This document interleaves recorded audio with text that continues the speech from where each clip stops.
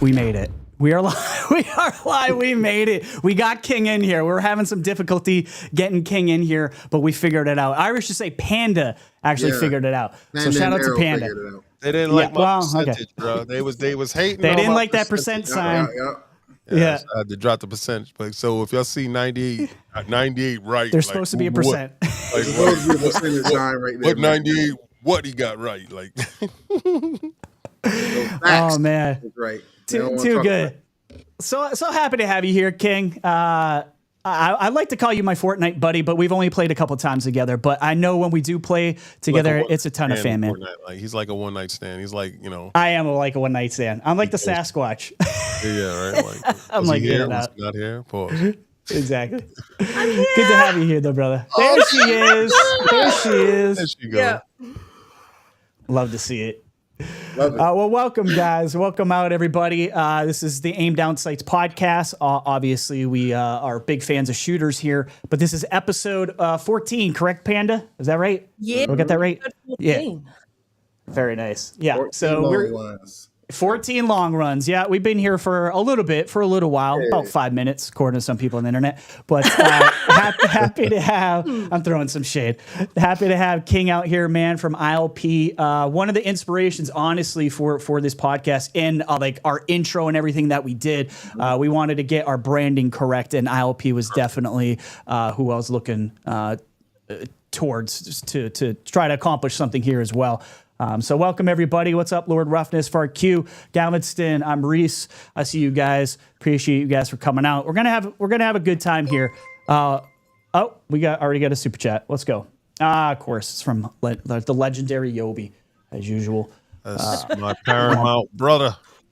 Yes, sir. Where is that? Hold on. Pop that up. Thank you, man. Appreciate that. $20 super chat. He says, peace, love, life to the panel, and especially my paramount brother, King David. You know how I feel about you, man. It's all love. Keep striving for greatness. And again, keep laying the blueprint for the ILP for others to follow. Absolutely. Yeah, I basically just read my mind. Yeah. Appreciate you, King. One of the reasons I wanted to have you on, obviously, not outside of the fact that I love you, man, was just to tell you, like, have you come on here and maybe talk about your experience at the Xbox showcase and kind of like how it was for you firsthand over there. So we don't have you for too long. Obviously, it's Father's Day weekend and stuff. You definitely get some celebrating too. We got the fights tonight as well. So we don't want to keep you too long. But we definitely do want to tap into the Xbox showcase because, in my opinion, and I don't like scoring stuff anyways, but I don't give 10s out a lot, but I gave a 10 to this showcase. I just thought it was absolutely excellent from start to finish. I was actually a little shocked at how good it was, to be honest with you. I knew they were going to come out hitting, but hot damn, I did not think they were going to come out like that. Really the bar low after that. The bar was a little low. State of play, like, and after the summer's game as well. I mean, some people like the Summer's Game Fest. I like this Summer's Game Fest. I was there. So that's why you liked it. No. It's, okay, so I think it wasn't bad. It wasn't. If you're a console dude, right? Let's say you're a PlayStation dude, it was 2 games there for you, right? If you're an Xbox dude, console dude, it was 2 games there for you, right? So 2 and 2. Yeah. All right. So you guys would be like, it's 2. If you are overall gamer there, like let's say Steam, you have a Steam Deck, and I have a Steam Deck, and I take my Steam Deck with me, and I'm playing Hades 2 like ridiculously. Then you're gonna score it a little bit higher. Now I'm on 3 of those, right? Plus the DLCs that they were showing were actually killer DLCs. I played the Street Fighter DLC; it was dope. Market of Wolves was dope. That's a full game. It was just so many different games there that resonated with me, like Phantom Blade Zero. These games like that resonated with me. Got a chance to put hands on with it. Got a chance to see it. So I know like firsthand that the show was a 7.5 to me, and Killer Bean. Nobody has Killer Bean.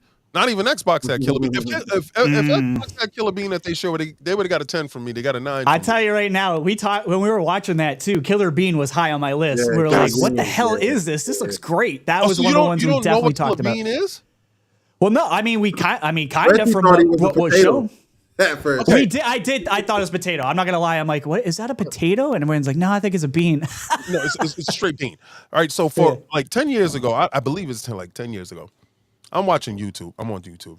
And it was like a short or something with this bean, and he's like he's upstairs in his room, and there's a party going on downstairs, and he tries to go downstairs. He tries to be nice. He knocks on the door, and he's like, "Yo, could you please get the music down?" And they're like, like, get out of here, like slam the door in his face, and they're like got drugs and guns inside the room. Not knowing that dude was an ex-CIA dude that went rogue and they kicked him out. And he goes upstairs and he goes like, I tried to do it peacefully, man. And like he straps up, and then he kicks down the door and he goes all Max Payne on him. And all the moves that you saw in the game doing in these shorts. And these shorts was like dropping like week after week. So I was like a super killer bean head. I did not know there's a whole story behind this. That's why you were like, you hadn't heard of it. I watched like these weird like anime things in the past. I've never heard of Killer Bean. All right. Well, he's not anime. Yeah. This is an American, basement thing. Anyway, I'm on one side of the arena, the stadium, and there's another person on the other side of the stadium. It's just me and him screaming in unison. And we can see each other, and we're like eye to eye, like and it's happening, and that was the moment that I knew Jeff dug deep in his bag. Like he had nothing. He had nothing from Sony. He had nothing from Xbox. Xbox gave him crap, and this guy had to, because he kind of capitulated in the beginning of the show when he came out and he was talking about the industry and how low the industry is, and he kind of gave a bend of the knee, and he was looking pitiful, to be honest with you, right? And I was like, okay, well, this is why he said the expectations for the show should be low. Right. And I kind of felt for him because I saw all he did for the city. So, like, this Summer Games Fest that he took over, that he took the burden of all these other guys aren't going to be here. I'm going to provide jobs for everybody that needs jobs. And now, if anybody that's in LA, they know how bad the conditions are in LA. Don't be fooled, people. It is absolutely terrible in certain spots. And Jeff went to the most messed up spots and gave work. So a lot of the security guards and people, I knew them. I seen them. And I'm like super happy that he's getting work for people. Now, outside of that, the indies, they were shown in full real force, good indies. Right? Really good indies were shown. For me, the human element of the show probably raised it like one or 2 points more. But then the DLCs, the actual games that I was going to play. So I gave his show a solid 7.3. There's no saving the PlayStation show. Absolutely no saving it. It was a straight 3. It was straight not even an Astrobot for you. Astrobot broke his back trying to carry that show, man. Well, yeah, poor Astrobot. This about Astrobot. I think it looks fire. Astrobot's an Xbox guy. Everybody knows this. I'm gonna say, Astrobot was a demo that they felt couldn't cut it because that's when they was high on their horse, right? Yeah. And they told them like, yeah, whatever, we'll put it in the demo as a controller. It's a good show off for the controller. It kind of brushed them off. All that stuff that you saw from the demo, all that stuff that you saw with Astrobot, if they let it cook, that would have been in the game, all right? And then you have the VR one, and it was like, what's all that stuff that you was working on? So it's disingenuous when they say, how come this wasn't put out for the VR? And it was like, well, it wasn't made up for ground up from the VR. This is BS. They went to them when they need them to push hardware as demos and smaller projects. Now, when they have absolutely nothing, excuse me, they go back to them. What do you got? Oh, we got this cooking. What's up? All right, you want to center you up. You big dog now. What's up with Naughty Dog? Nothing. What's up with Sucker Punch? Most overrated in the business, man. Don't get me started. All right, so their show was a 3, and it's cool. It's cool. Will they survive? No, Kong will keep the boot on their neck this whole generation. Hashtag no PlayStation 6. You know exactly how we do it. I'm just saying. They will die. But Xbox, I knew some of the stuff that they were going to do. I hope they didn't do some of the stuff that I heard they were going to do. And coming over from the show from last year, and this show this year, I can tell you the complete differences. Bethesda is running the show. Yeah. Shout out to Aaron Greenberg. I love Greeny to death so much. And I believe Greeny is working so closely with the Bethesda team. The reason why I can say this is this. I have been to Bethesda shows and I've been to Microsoft shows in the past. Bethesda knows how to run an experience that encapsulates all your senses, your sense of touch, your sense of taste, your sense of sight, and your sense of hearing. They know how to woo you in a sense. Microsoft, those thoughts of those senses is lost on Microsoft. That's the reason why their shows feel disjointed. Bethesda knows pace, they know timing, and they understand the moment. Microsoft never understands the moment. Trying to get it, and then they lose it, and then they get it again, and it's always disjointed. This didn't feel disjointed. This felt like a cerebral experience from the moment we were walking in. Now I can give you me Incognito is going to the show. We jump out the Uber. As we jumping out the Uber, there's no lines to be found. Security's out front. Everybody's in orderly fashion going inside. As I'm going in, Aaron sees me, and Aaron's like, "Yo, King." I'm like, "Yo, what's going on, Aaron?" I'm going over to Aaron. A guy walks up to me and tells me, "Don't worry about," because they had a smaller line that was on the side that you had to go get your immediate stuff. "Don't worry about that. Give me your name. I'll go get your stuff for you. What's your jacket size?" I'm like, "What?" My cousin was like, hello. "What's going on? You the asset that walked in the building." It was kind of weird. It was kind of strange. Yeah. I'm talking to Aaron. We're taking pictures. We're having fun. The guy comes and brings my media badge, and he brings me my jacket. Put it on, and they have some food outside, some charcuterie and stuff like that. They had a red carpet. They've never had a red carpet with cameramen taking pictures. Now, that within itself, they're giving you your badge at the counter through velvet ropes, jacket, and having you walk the red carpet. That is a sense of VIP-ness. That is VIP, right? Straight up. You, right? And then if you want some snacks here, right? So now they're getting your palate wet. They're getting you dressed up. You're looking fine. Everybody is looking like they're on the same team because everybody has on the same jacket going in. Your jacket that fits you, your ID badge, you belong here. The security looked like Secret Service. They had on suit and they had earbuds in their ears. You had different levels to it, and then you had the other people, the ushers that was upstairs that had on T-shirts that identified them as ushers. I'm explaining this because it means something. As you go upstairs to go inside the theater, every seat is red. The carpet is red. Everything is red. Before you go inside, there's a popcorn and a water. The only time that happened to me is when I went to a Bethesda show, and they had popcorn under every seat with a water right next to it. Okay, I see why you're saying the Bethesda connection here. Right. Yeah. I said, yeah. Bethesda's in charge because Bethesda knows how to take the individual and turn that experience into something 10 times greater. It's the little things that matter. And if you're not in tune to your audience, it's going to get lost. Yeah. Right? From the beginning, the sound, the visuals, Thank you. Immaculate. That's exactly what I said. I was like, something is different. It's like the sound was. Thank you for the subscription. Appreciate you. The sounds were punchier. There was something about the production value of this that I haven't seen from Xbox in the past. That confidence. Something was different. Like the sound was on par. It wasn't the confidence. It was because you can't have confidence on a videotape. Right. Yeah. So it wasn't confidence. What it was the people that was putting it together understood the assignment. Yeah. It's different. Like when you do your homework, there's a difference in how you hand in the homework when you know the assignment. You hand in your homework with a different and what you expect from it afterwards, right? Opposed to you wasn't too clear on what they was talking about, but you handed in the paper and you want to see the results later.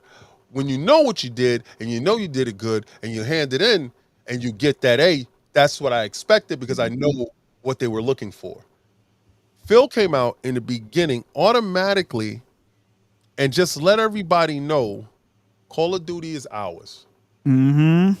There's not going I'm to be. so happy they did that. I agree. I agree. I don't. The stupid thing is I don't know why I didn't expect it, and then I saw it. I was like, "Duh!" Like, why wouldn't you start off the? Because everyone assumed because of the direct was happening that you wouldn't see it off the rip. Right. But man, that was the best move. That was the best move. That wasn't the assumption.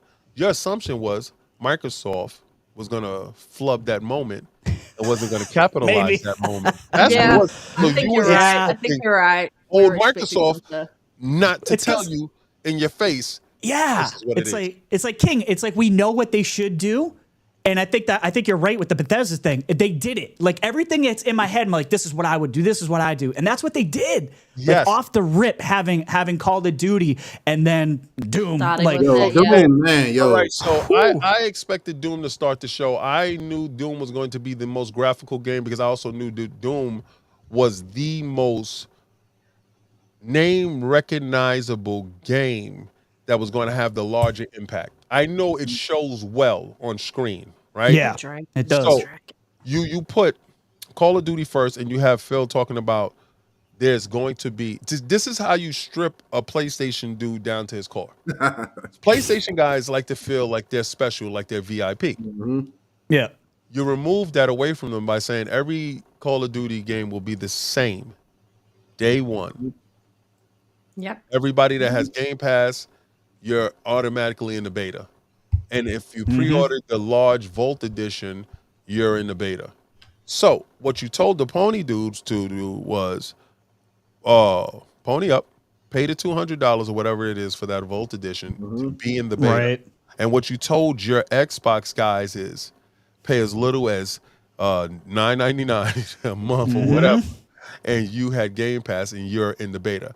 So you turned the tables around and you made your people VIP and you stripped that away and you let everybody know it's in Game Pass. Let's keep it moving. And then you hit with Doom. And that hit was crazy. And I heard a lot of people talk about, well, it's on PlayStation 2. It's a legacy game. I've never thought it wasn't going to be on PlayStation. Why would you exclude that? Same here. Yeah. And, you know, I heard the loudest screams for games like Life is Strange. I thought because I it doesn't vibe with me. I can't tell you. Me I either. sat there and I tried one of them. I tried. I tried. I gave it the college try. It didn't click. The True Color one, right? I liked the True Colors one. Yep. That's the one I finished. That's the one I tried. That was the one I tried too. Right. So I tried these things, and I'm like, not for me. That mixtape, not for me. Ooh, see, that one hit for me. See, I don't need those coming to age games. Like Stranger Things. If you would have told me it was Stranger Things a game, something was gonna have a twist and it was gonna be a monster in the basement sucking the soul out of Andy. Yes, I did. Right? Yeah, there was no soul sucking savage that was inside the basement that was killing kids or whatever or snatching puppies. None of that stuff was happening. There was no murder mystery. It was just, who would you kiss Tom later? That doesn't appeal to me. That wasn't my life, so I don't identify with that. I like the art style for it. That was cool. The art style was great. I know they're the guys who made the Artful Escape, and I absolutely freaking love that one. So I'm kind of giving them a little leeway on that. I'm like, oh, okay, this is the Artful Escape guys. For me, it was a meaningful game when my buddy passed away who was like into that sort of thing. So it's got a very special kind of place in my heart. So it's probably hit different for me than I think it hit for a lot of people. But I get that. Artful Escape worked for me because a musician in the later half of his life in a bookstore. You know, I can think of Miles Davis. I can think of Jimi Hendrix. I can think of all of that stuff. And that's what it reminded me of. Yeah, those notes, and then going into space, talking to space, and that yes, Artful Escape was that thing for me. I do love that. Yeah. Right. Good. But I'm glad to hear that. I wasn't connected to this in that same sense. So I'm not saying the sensibilities was lost, but it didn't make that connection. But you know, State of Decay 3. Yeah. That thing hit, even though it was vertical slice, And everybody's there. Idle Sloth is next to me. My cousin is next to me. Cog is next to me. And I'm calling things out as they're popping up. And they're like, how do you know these things? I'm saying, if you're not feeling it. like, you gotta feel the crowd. You gotta feel what they're doing. Pause. You gotta understand these guys are, it's like you're at a concert and the band is riffing and they're going, and or the rapper's just hitting it on beat, and it's just that moment you feel it. They were that. That's what this show was. And even on the low times, it was just like a bass tone, like a boom, boom, boom, boom, Yes. boom, boom, boom, boom, boom, boom, boom, boom, boom, boom, boom. That's what it felt like to me. Like they didn't lose a beat, but what they was giving you was the rhythm of the show. And they always felt like they were in control. They were so in control that even when Sarah Bond came at the end, they never do one more thing. And they did it. She did it. They listened. They listened. Bethesda has a hold on the pulse of the community, the gaming sphere, and they wanted to put their stamp on it, and they wanted to validate Greenie for years of being abused by everybody in the media talking about Microsoft can't brand properly. They branded after every trailer, let you know what was in Game Pass, what was hitting, what was coming, what was showing up, and the pulse of everybody there was like, they were stunned. It was wow, like this is happening. I'm in a moment, and there's no video game guy or girl. And when I say guys, I listen, I don't care what you are. When we're playing video games, you're my guy. All right? I don't care. I don't look at it as any gender at all. You can shoot a gun, we're down here. If you can aim down sight, we're good. Yes, sir. Let's go. Right? Gender doesn't play a role in if you can pick me up and revive me after they kill me. 100%. Yep. 100%. Right? So it's just like we all experienced the changing of the guard at one time. So when when we all reflect back to when did Microsoft become the most powerful gaming company in the world, and nobody had an answer for it?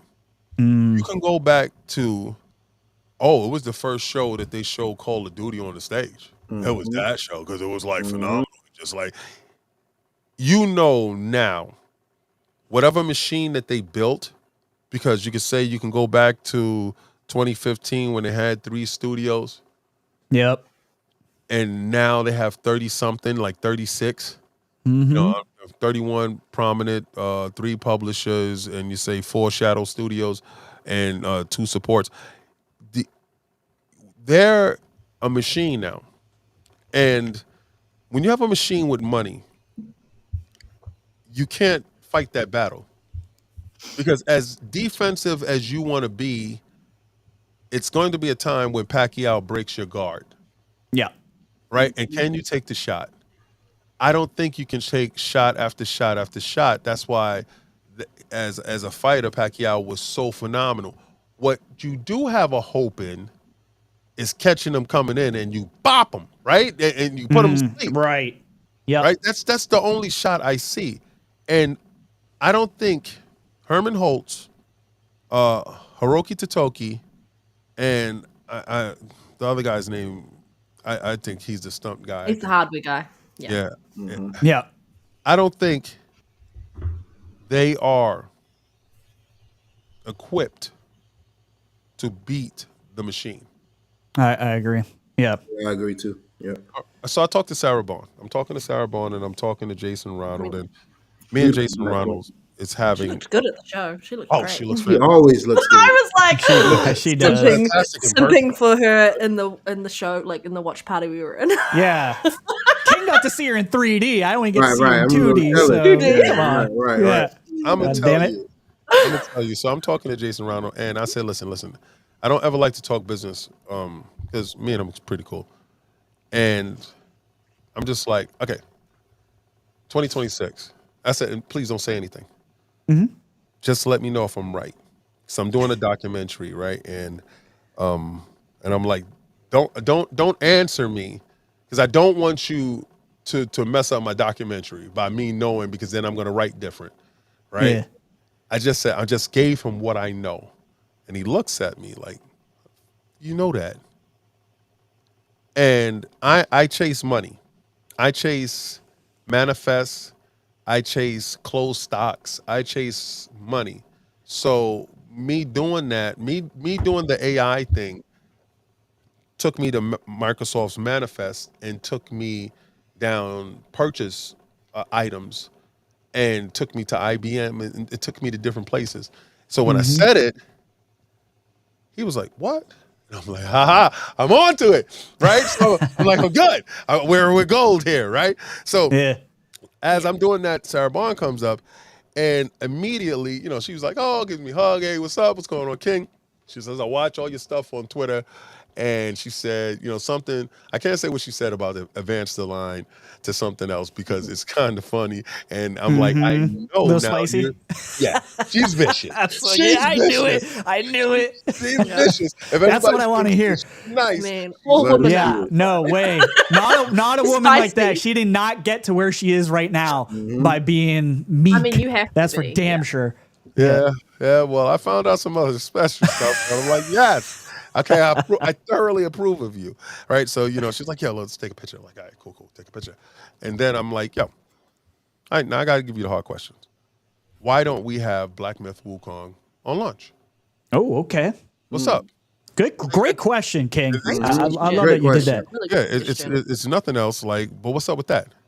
Yeah. And I'm like, is it Little Man? What's up? No, it's not. No, it's not Little Man. Just some business stuff. Yeah. And okay, so a lot of times when people tell you business stuff, it's I knew it. we have third-party deals that's launching inside Game Pass, this, that, and the third, Yeah. and they didn't. These guys probably bid for the game, got the 90 days, got the 60 days, or whatever how many days, and they didn't feel like giving up any money to get something they're going to get anyway. Yeah. And then you see the show, and then you see Wukong, right? So it's like, you have so much that you don't have to go around chasing anything, and you can allow the enemy to outspend themselves, spend against themselves. And when You're right. Matt Booty says we'll spend them out of business, Yeah. that means you're going to be paranoid to the sense that, I got to secure this to keep this away from Microsoft, not knowing that Microsoft doesn't give a damn, and you're just bidding against yourself. So that was money wasted that you could have took and did something other with it.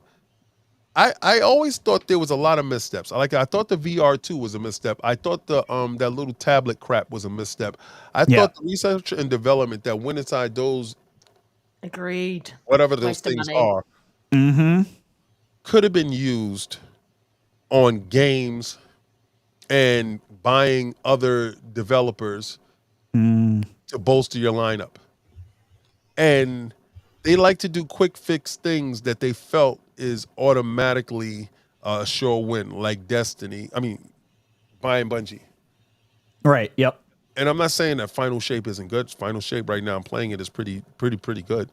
But I think Bungie's at the end of their rope with that narrative with Destiny. And if there's not going to be a Destiny 3, and let's say Marathon doesn't hit and they're trying to go into games of service, Yep. I don't think they have a proper grasp on games of service, to be No. honest with you. I mean, King, you saw the same thing we did. They put Conquered is what went forward. Well, everything else went away. And I got to tell you, I don't think Conquered's it, man. Punk looked better than Concord, man. Our hero shooters is Do better. you know why they went with Conquer? Honestly, I don't. Please, definitely explain it to me, because I'm baffled by that one. All right, so the reason why Factions was canceled and Concord is going through, they're pretty much at the same pace, the same spot when they came in to make these decisions. Excuse me. When they purchased Firewalker, It's Firewalking, right? Not Fire Sprite. I know there's like one of the two. I always mix those ones up, so I'll take your word on that. All right, cool.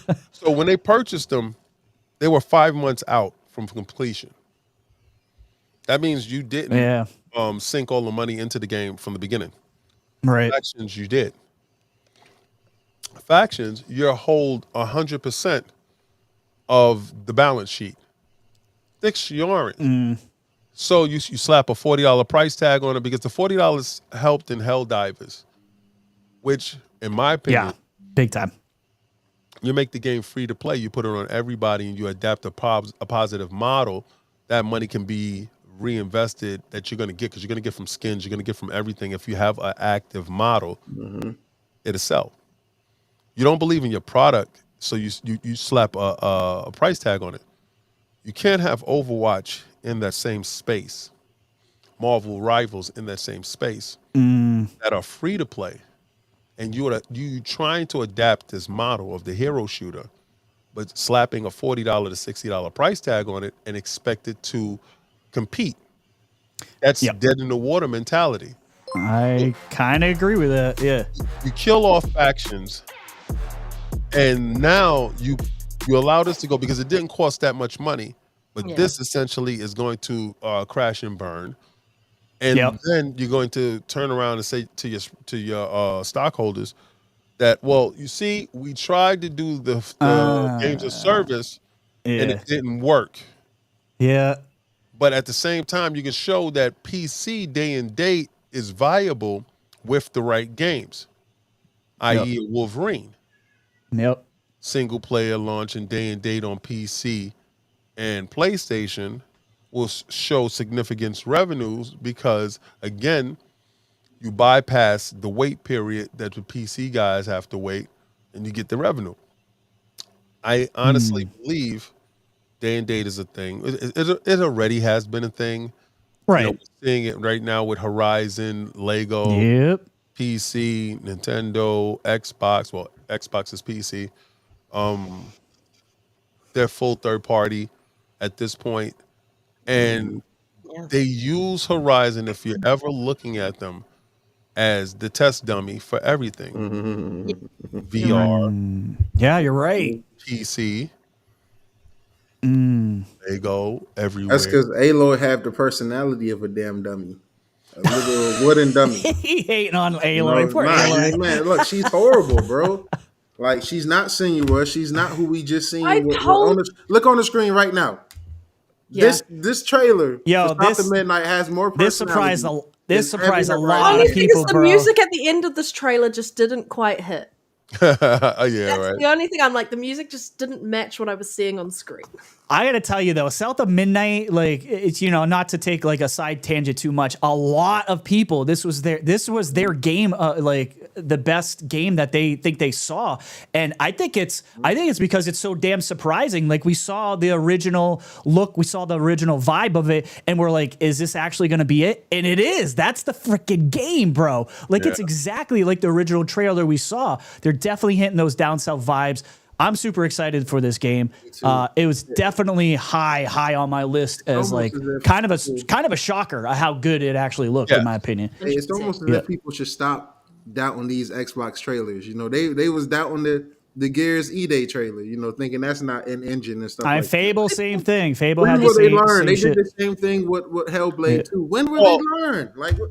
Well, I can say this about the Hellblade. I didn't believe it. I thought it, even when I had it, we had the shout out to Microsoft for giving us all the review copies. We did a whole review on the, you know, people could go check it out.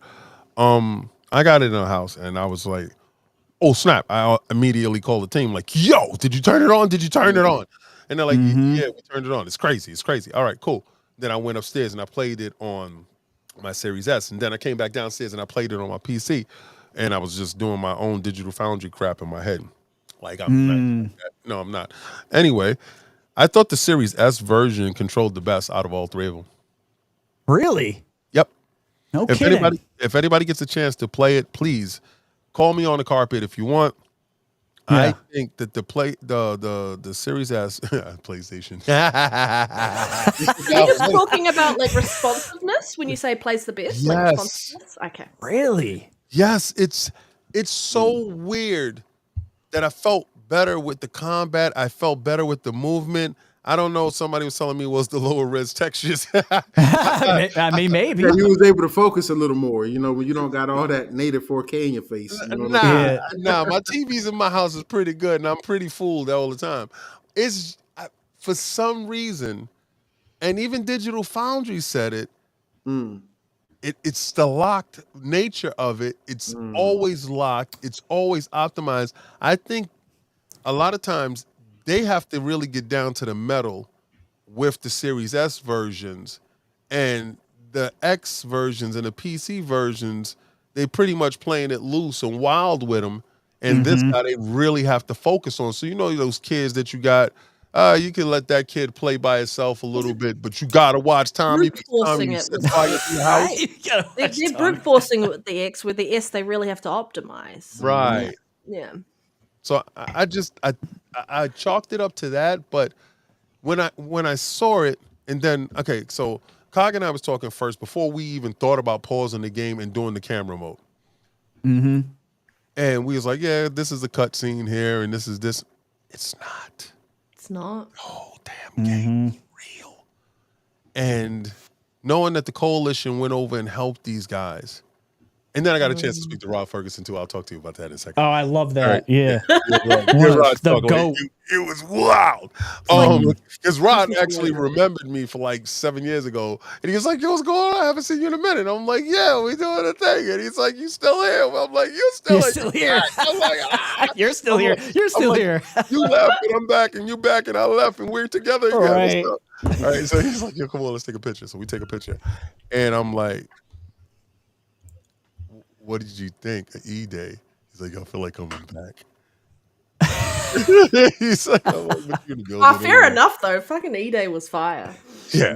Oh my god, E-Day was fan-fucking-tastic. I mean, they listened, right? We said like everyone knew they had to play that music. Everyone knew it, and they did it. Or like, thank you. I mean, fan service. I've been saying since like the new Gears games that I wanted dark, I wanted gritty, and I wanted big set pieces that really just drew you in. And I was like, I'm getting that from Space Marines instead at the moment. Like, yes. A lot of people said that too. That then Space they Marine showed was E-Day, the and new I was Gears. like, I messaged my sister. I'm like, it's fucking back.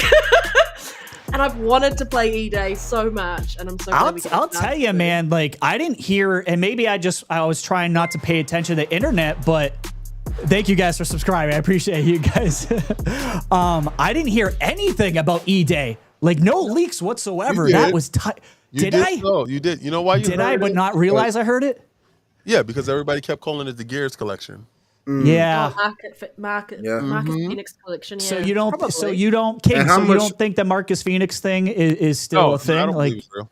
I never believed it was real because it was attached to some PlayStation dude that was trying to act like that was attached to the PlayStation. I believe it was some pony bot that was walking around who actually saw Marcus Phoenix and Dom and said, yo, they're remaking it. They're doing the Gears collection. Because their little brains can't understand that was E-Day. Right? Yep. They little brain. No, come on, you see it. I loved it, man. I'll take E-Day over that collection any day of the week. As soon as I saw it, I'm like, that's a young Marcus. Yeah. Oh my god, it's confused because I was like, what do they do with Marcus? Like, instantly my brain was like, he was young. I'm like, he's younger than in the original series. I'm like, they're doing a prequel. The moment I saw his face, I'm like, prequel. Well, at least you saw it. Are you a real Gears head? Because I saw a lot of real fake Gears people didn't know that was. E-Day, they didn't even know it was Marcus, and didn't even know. How you could not know that is beyond. I mean, if you didn't know it was Marcus, that's a problem. What set me off was I don't know why I didn't think it was a prequel. When I saw it, I was confused. Like I was like, why does Marcus look so? Like I didn't put two and two together like an idiot. I was like, oh my god, I put it together pretty much instantly. I was like, oh shit, this is a prequel. But once I saw Dom, I was like, I'm in tears right now because it's such an emotional moment seeing him back. And if you remember what happens to Dom's family, right on that day, Erica didn't know yet. A lot of people replaying that right now. It's heartbreaking, man. It is so sad. I think that was probably the saddest I felt playing a video game because it felt like a family member that was going off. Right. And, to see him back. All right, so for people, hold on. Can I pause real quick? I just want to get the super chat out because it's related to something you said earlier, King, which was a great point from Gotham Guy with the $5 super chat. He says, "Damn it, King! Now you got me clamoring for a Stranger Things game from the developers of mixtape." Appreciate you. Thank you, Gotham. Could you imagine? Yeah, I would love that. Right. So the licensing. I'm big into that. I love Stranger Things. So But yeah, the game was one of their games was like Stranger Things one. Yeah. Yeah. Yep. I can't wait for Flintlock. This right here. Yes. Oh yeah, I'm super excited for that. I've been watching Flintlock and for still a long time. Wakes the Deep come Tuesday. So yep, it's awesome. So looking at E-Day and understanding they can do 3 games before they get to actual remaster of 1. Right? Yeah. Before they get to Marcus in jail. Yep. And yeah, which Sappho was just saying, yeah.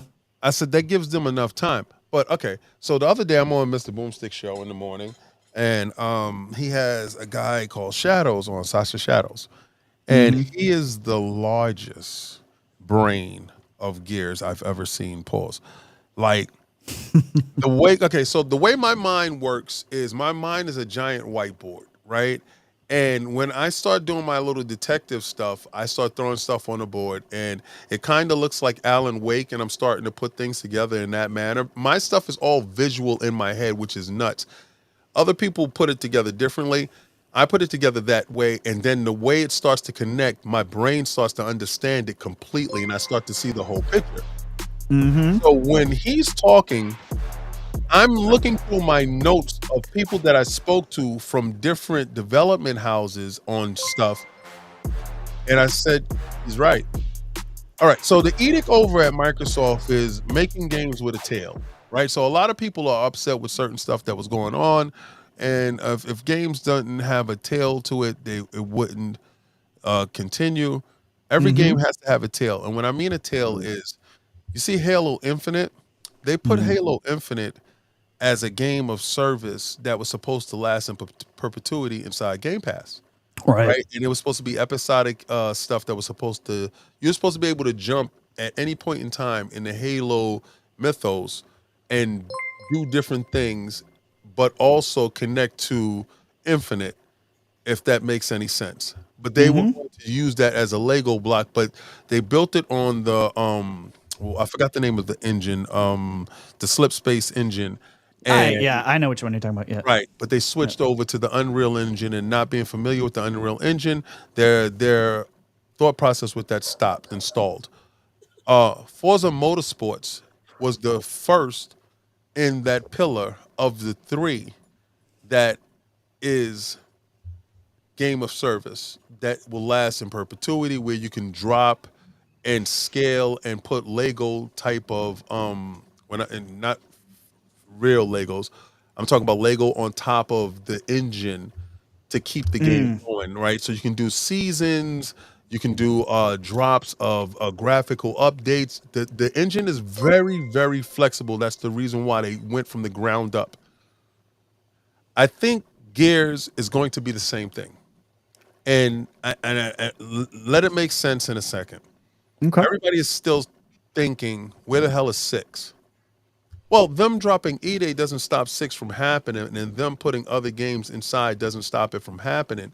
Right. It allows it to happen. Now, imagine, if you will, a Gears on like online, like a Fallout 76.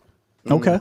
Yeah. And in doing that, you're able to drop episodic content and go and do E-Day and go and do like a Reach, but also have content that continues to grow with it, and it continues to grow as this persistent online world. One of the pillars that they use, they like service games. They like service stuff. They like keeping you locked in a service. That's the reason why we saw a lot of the service games there.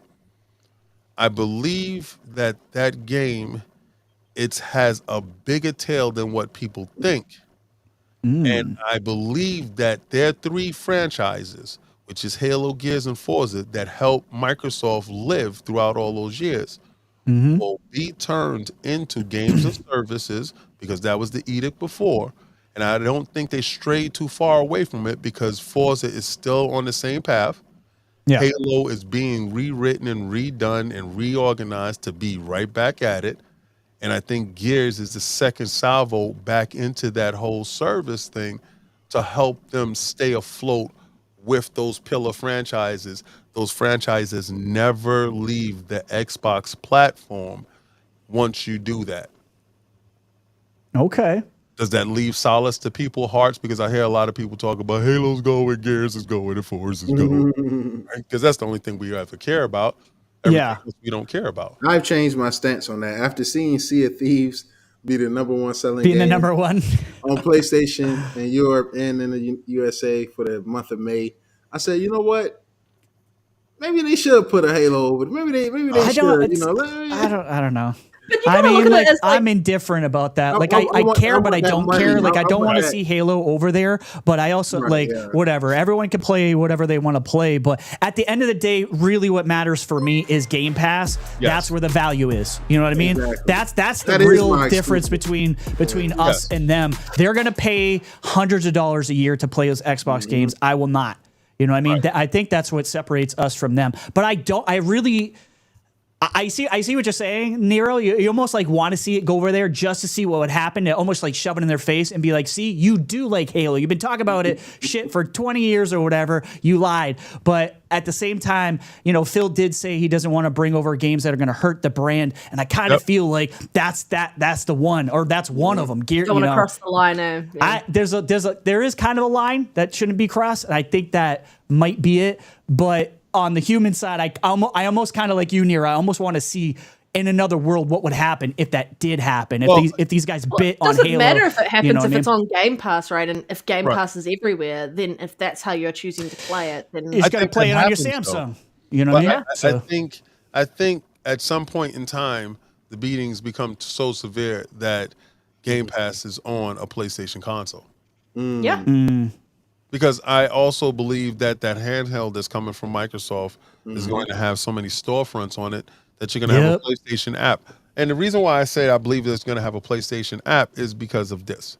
It's going to have Epic Store, and somebody told me that Epic Store is going to team up with PlayStation so they can fight off Steam and Xbox. I said no. They're the ones that signed up already. What you're saying is absolutely stupid. Yeah. Epic Store understands that they need to be in multiple places in order for people to use their launcher, because Steam is the de facto on the PC. Yep. And wherever you put on any of these handhelds, you have access to your Steam collection in some form or fashion, because Steam doesn't care. All right, so that handheld has all of these different launches on it, Ubisoft launcher, Epic launcher. Is PlayStation going to say, well, we will exclude our game from working on your thing? No, you will want money, so you will put your PlayStation app there. That's the reason why they're making their mobile store. They didn't have a mobile store. They put out the job inquiry or whatever. But if you look at the listing explains that they want the person to build it in its entirety, then tell them how to link transactions. It's so crazy what the ask is, and I'm like, what is the pay for that? Like okay, it better be good, because that's a mountain to climb, brother. That's like climbing Everest. But what are you paying me, type of thing? Yeah, but I don't see them barring their games. I agree. From Xbox handheld, but I didn't see them barring their PC games from 180 countries either. Yeah, good point. Sometimes it almost feels like PlayStation is what Xbox used to be. Sometimes they step in on rakes. This is why a lot of people kept asking me, like, do you actually believe there's a PS5 Pro? And I'm like, yeah. And they're like, why? And I only had one reason. I said, because it's illogical and I wouldn't do it. And I think that's why PlayStation might actually do it, because it doesn't make any fucking sense. It doesn't make sense to me either. Let me get some of these super chats out of the way here. Sir X-Men with the $2 says, please new, Sir X-Men always with the old school stuff. I love him. Please new cameo with the South of Midnight engine. Definitely a good one there, man. FarQ stealing my pictures as usual. $2 with the shout out to my bald-headed brother. What's up, bro? Enjoy the PF pick. I love you, FarQ. That's my first time seeing it up close, man. That's a good one. Yeah, man. That's my guy right there. Hey. I think there was another one. Yeah, shout out to FarQ, man, for playing games with us on the Discord and stuff. Shout out to you, brother. Let's see, another one from Sir X-Men with the $2. He says, Halo, Gears, Forza are god tier legacy. Stay on Xbox. Yeah, and I kind of agree with Fable. that. And Fable, yeah, is the whole reason I don't have an Xbox. A lot of people do forget about Fable. Fable. That is one of them. Fable crossover. Rhetri, Fable. I will take that as part of what should stay home. You have to allow. You have to see what this Fable does. True. Right? True. Yeah, that's true. The same way it's you have reignition of Fable. Yeah, this Perfect Dark does, because everybody was sitting there clamoring for a hi-fi rush, and its peak user count was 6,000. Yeah, right. I love that game so much. But yeah, so, I mean, you're not wrong. It is what it is, right? So, because I seen more people screaming for them not to close down that studio. And all this backlash for them closing the studio than actually purchasing the game and being there for the studio, right? Yeah, facts. Yep. Yeah. So this is why my whole conversation with people that scream, "Oh, I want a Tango to be out." Did you finish the game? Did you buy the game? Was you a part of it, or did you become part of the conversation after you had the fake outrage? That type of thing. Absolutely, King. Were you there actually screaming from the mountains after you found out everybody got a job after the fact at Microsoft? Yeah. A lot of those guys got transferred to the other studios. I didn't hear shit about that. Nothing. Those crickets. When I saw that on Twitter, I'm like, come on, man. Are you crying for the closed building that they turned the lights on, that they didn't want to pay for the building out in Japan? What are you actually crying for? Because John Johannes was on our show, and we interviewed him, and we had the first interview stateside with him. So Iron Lords knew him before anybody knew who his name was, and it was a great interview. He's a great person. He made a great game. Yeah, and I'm not. And he'll be fine. Yeah, he's good. He's that great. Guy is fine. He's great. Yeah.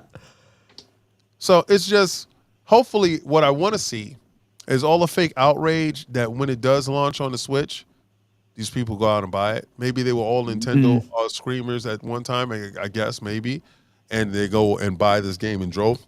I prayed that the game sold on the PlayStation 200,000, because had it sold just 200,000 over there, it'd still be open. Oof. Yeah, that hurts to hear. So then you need to start blaming the fake consumer, opposed to blaming the person that is, like, hey man, okay, cool, go out there, make some money, show me what you got, and work on something. And if you can't, then what's up. I mean, it's business, right? Legacy, though, in comparison to Hi-Fi Rush. I mean, they had the legacy of the studio, but the IP for Fable itself, and the humor. Fable is gonna be phenomenal. Honestly, when we saw them in town, and I was like, "This looks fucking fantastic," I was like, "That's in game." Holy shit! I mean, it was a lot of vertical slicing, but it was. Yeah, it still looks good.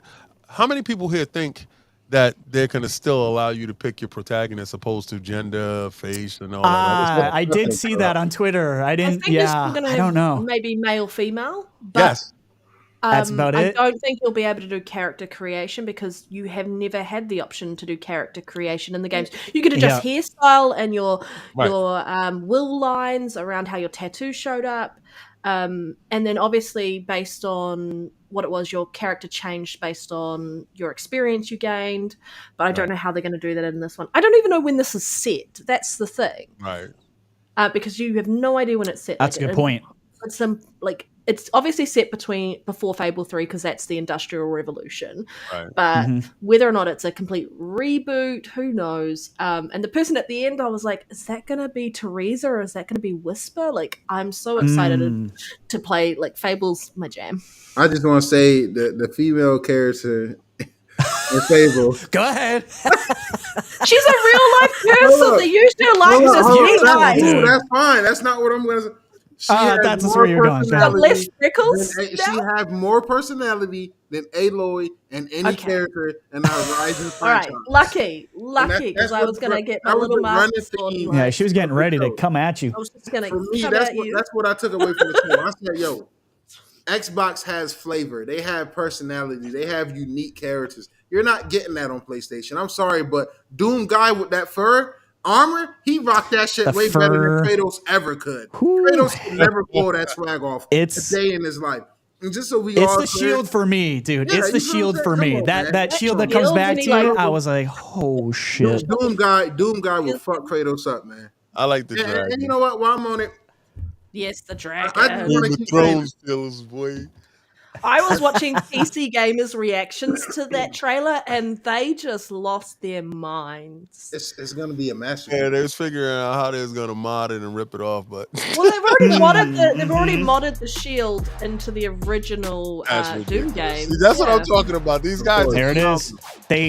Takes minutes for these guys. They are so fast. Jesus. I mean, who wouldn't mod that? That is such a cool weapon. It is.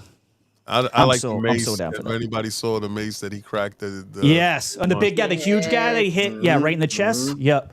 Yeah. Oh man, I went crazy when Doom got revealed, man. Like I was so excited, bro. Then we watched it together, Rhetri, like, but we was all like on mute because it was just you just all taking it in, man. Good. See, this game right here is gonna beat the brakes off Concord. Thank you. That's exactly what I said. Definitely. I was like, oh man, this looks good. FragPunk looks so good. Just look at them graphics. Look at that shooting mechanic. Look at that reload. Look how she's shooting that pistol. Made me think of GoldenEye. It's the cards. Like the idea of these cards is such a cool, unique idea. This is what was missing from Concord. This is what the problem with Concord. I was like, this is not like. It was trying to be Overwatch. I was like, it's trying to be all these things, except it's like the Walmart version of all these things. It's trying to be Destiny. It's not Destiny. It's trying to be Overwatch. It does not look like Overwatch. It's like a lower tier. On Steam called Friends vs. Friends, which is the same idea as this with the cards that change how you play. Thank you, David. I think it's great. It looked good. I mean, I'm not a big hero shooter type of person. I'll give it a go. I am. I'm all over that. This Marvel Rivals, I'm gonna be on that. Lowered. That's what I'm saying. I thought Marvel Rivals looks great. Like after they showed it after Concord, I was like, how is Concord gonna survive in their own show? They topped it. Damn. I played it, and you know, the video's up on my channel. I had to play on mouse and keyboard, so my skills wasn't on full display, but. The portrayal of characters in class and the meaning of it.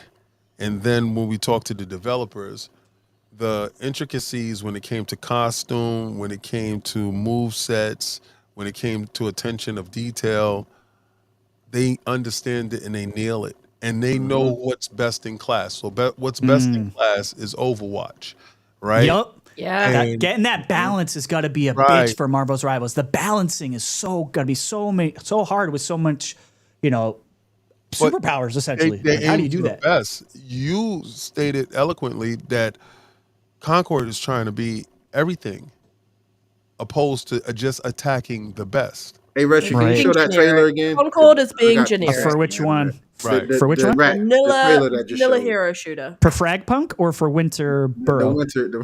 Can I just say, like, Diablo's freaking cinematic? Amazing. Holy shit. I died, especially when the arm, like, splits. I was like, I'm here. Yeah, I'm playing. that was gross. I just want to highlight this rap game Blizzard, right baby. here. This game right here, this art style. What I took away from this trailer, right? I said this game, this mouse, this world, this atmosphere has more personality. Here he goes. Than Aloy could ever have. and that's what I thought. Look at the mouse. Like it's Aloy. You know what I'm saying? Like this. I don't want to get a reputation for hating on women. You keep you just attacking Aloy over a mouse. I love Abby. I'm team Abby, so he does. I can't hate. I love Abby. Like everybody was hating on Abby. I said no. Abby is better than Ellie. Her story made more sense than Ellie's. You get what I'm saying? Like I'm team Abby. So it's not a hating women thing. You know what I'm saying? All right, I know. I'm just messing with you. I know, but just look at don't that mouse got swagger? Just look how. I mean, he's got some swagger. Exactly. I think this was like one of the. I think this was one of the points, and I don't want to speak for King, but I think this is one of the points where he was saying like even on the low points of the show, like this is one of them where they're hitting that. They're still hitting that base, right? You still have these like really good indies here to separate because of the whole King. This is because it resonated with somebody. Somebody saw it and was like, "Yeah, I love Pentiment." Yeah, that's what I said. I'm that person. Yeah. I seen this and I said, "Yo, this is better than both Horizon games already." I'm sold. I want to play this, and it's in Game Pass. Let me bring that up so I can get X-Men's chat out of the way.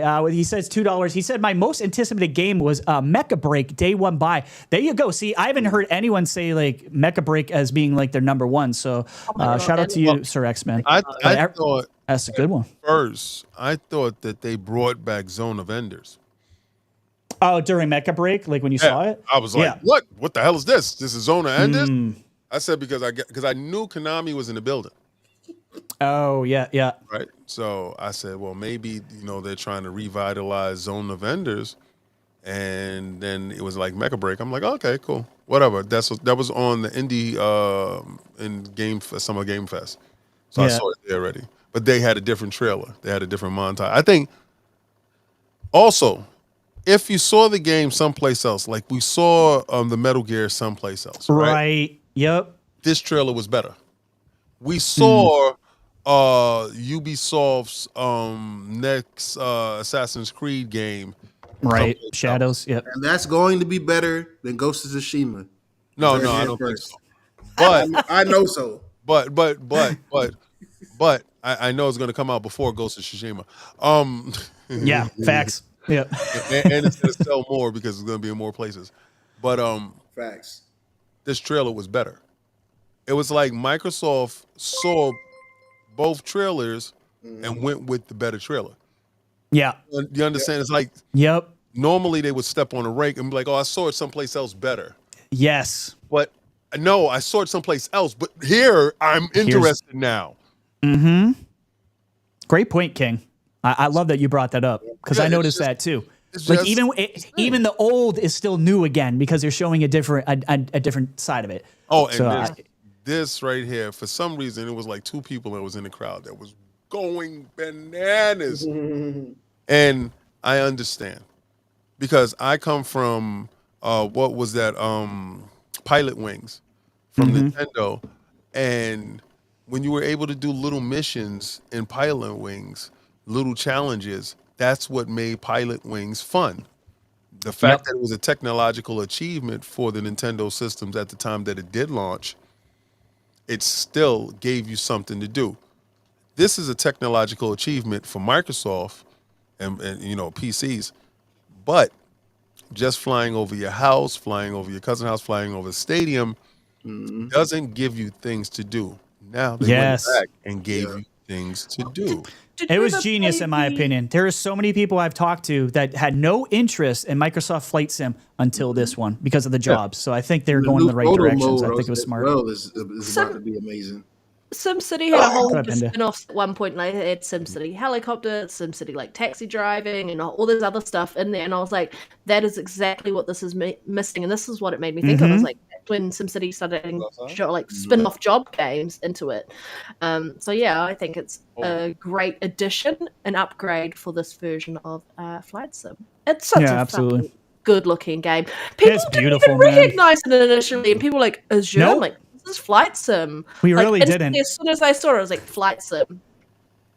I think a lot of people thought it was DLC too, but we were like, "Oh, this is a whole new Flight Sim." When we first started, Xbox is home of the best looking and feeling games. Period, man. Like it's insane. Like this looks amazing. And the new photo mode is dope as well. They added, and like I said, for the missions, I'm definitely in there. Like I really want them to just let you just be a regular pilot, man. Let you create how you Make Flight Sim like an RPG, man. You know, let me go through the training. Let me become an actual pilot. Let me choose what airline I want to work for. That probably got some licensing issues. People is ignorant, so I can see why they wouldn't want to do that. But I would love to just be a pilot, man. Actually get paid, you know, live a life. Hey, Flight Sim, be a pilot sim. You know what I'm saying? Mm-hmm. Sir X-Men with the $2 says, King, I thought they brought back Robotech from OGX. I think he's referring to the Mecha game. The Mecha game. Yeah. Shout out there. Cog has said, sorry about that. Robotech? I was like, I don't think so. I was meant to hit the next one. Oh, was there another one? No. I was meant to. I accidentally re-popped the other one. That's why you said sorry. Oh, you're good. No, you're good. You're good. Dust, you know, like the Expedition 33, though. Honestly, that game looks so. That is my favorite third-party game. That's my favorite. That it looks so damn good. So nice to see a turn-based game RPG like that. Oh, Expedition 33. A very different art style to what we're used to when we see those style of games. And I was like, keen, ready for it. It looks good. Yes. And I was like, even the combat, the turn-based combat looked fantastic. My thought process when I'm listening to the story, how every year she writes, she paints a different picture. And, you know, that if that's your birthday year, all of you guys are wiped. I'm like, what? And then you see all the people that is banded up to go after her. I'm trying to figure out what's the gameplay loop, what's the mechanic, what's happening, without going to somebody that had, unless I did the interview, getting the synopsis sheet. Well, it's a turn-based and it has over 30 players that you're able to siphon from and your friends list. I don't want to do that. I love the intrigue of it. I love the mystery of it. And then finding out along the way, because the game is probably like 2-3 years down the road, right? Yeah. All right. So. Oh wait, actually, Expedition is next year. 2025. Yeah. Right. Yeah. It could get pushed back to 2026. In Game Pass, by the way. Oh yeah. I mean, they could push a lot. They got so much coming. Right. Yeah. To launch the handheld, from what I'm hearing, they might have. I'm coming. Let's go, Dad. My dog is like, yo, the bathroom stops no one. It's gonna happen whether you want it or not. It's gonna be here or there. How do you want to do it? Right. But she also is letting me know people's at the back door. This was fantastic. I truly had a great time, and I definitely will come back, Rhetri. Yes, sir. Definitely.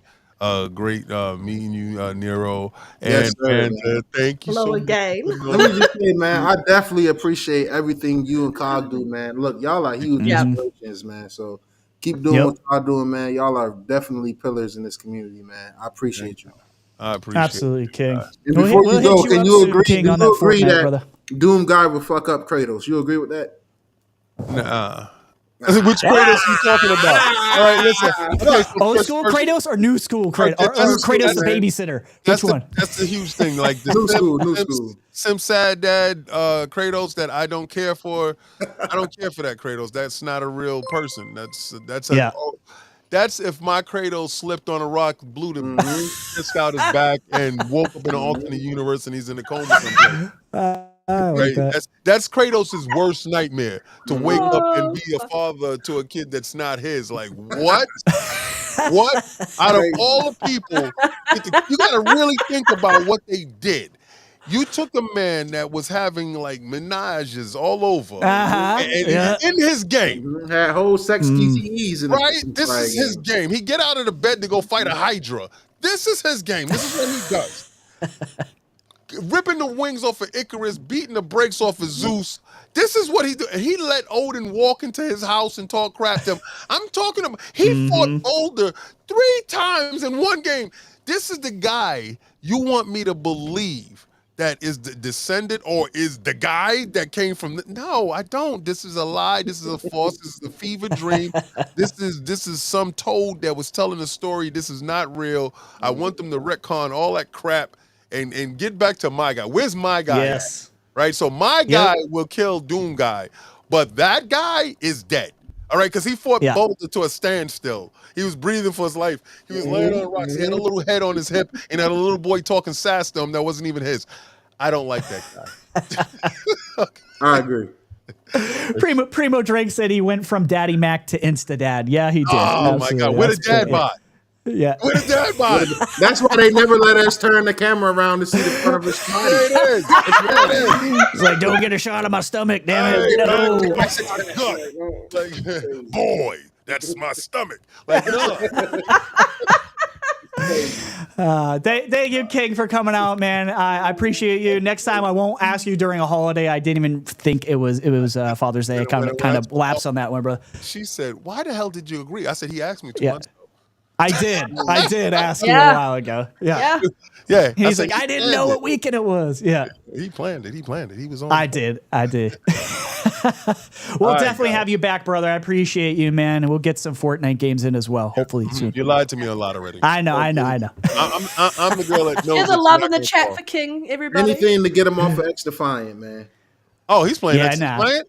I play a little bit. I dabble in it. Yeah. Hey, I'm about to leave with you, bro. All right, bye. Let's go. Who's playing X Defiant? That's my dog. She gotta go to the bathroom. Catch y'all later. All right, later, buddy. All right, good having King, man.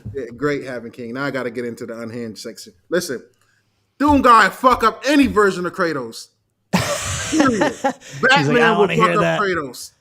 Period. Dude, Doom guy is a beast, bro. Like, he's definitely beastly.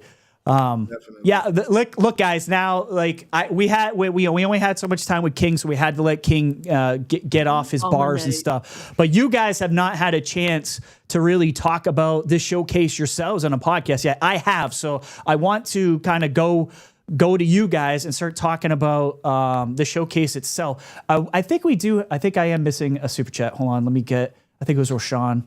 Let me get that in here real quick. I think this is the only one I'm missing. And if I'm missing any more, guys, let us know in the comments if we're missing any other super chats. Roshan with the $2 says, third parties doing world premieres felt like E3 or X3. Yeah, absolutely, brother. I totally agree. Yeah. Mm-hmm. But do you want to start us off, Nero? Yeah, go ahead, Nero. The showcase for me, man, 10 out of 10. Instant classic. Not only one of the best Xbox showcases, but one of the best showcases in gaming ever. Period. Hands down. Dude, 100%. Fantastic. Listen. 100%. If you don't want to go own an Xbox before the year is up, you're not really a real gamer, man. Like, I don't understand how anybody can see this showcase and say, I don't need an Xbox. And then you got all the idiots out here, right? They all in my mentions. Why would I need an Xbox? I can just get a PC. I don't give a fuck what you got. Anytime you play or buy an Xbox game on any platform, you're feeding the ecosystem that I love. Yeah. So I love it. Like, I agree. Halo, Gears, Forza, those franchises and key pillars definitely should not go on PlayStation. But when you see games like I'm sorry. I know Sea of Thieves is for a lot of people. To me, Sea of Thieves has always been fucking mid in my eyes. I'm sorry. I'm sorry.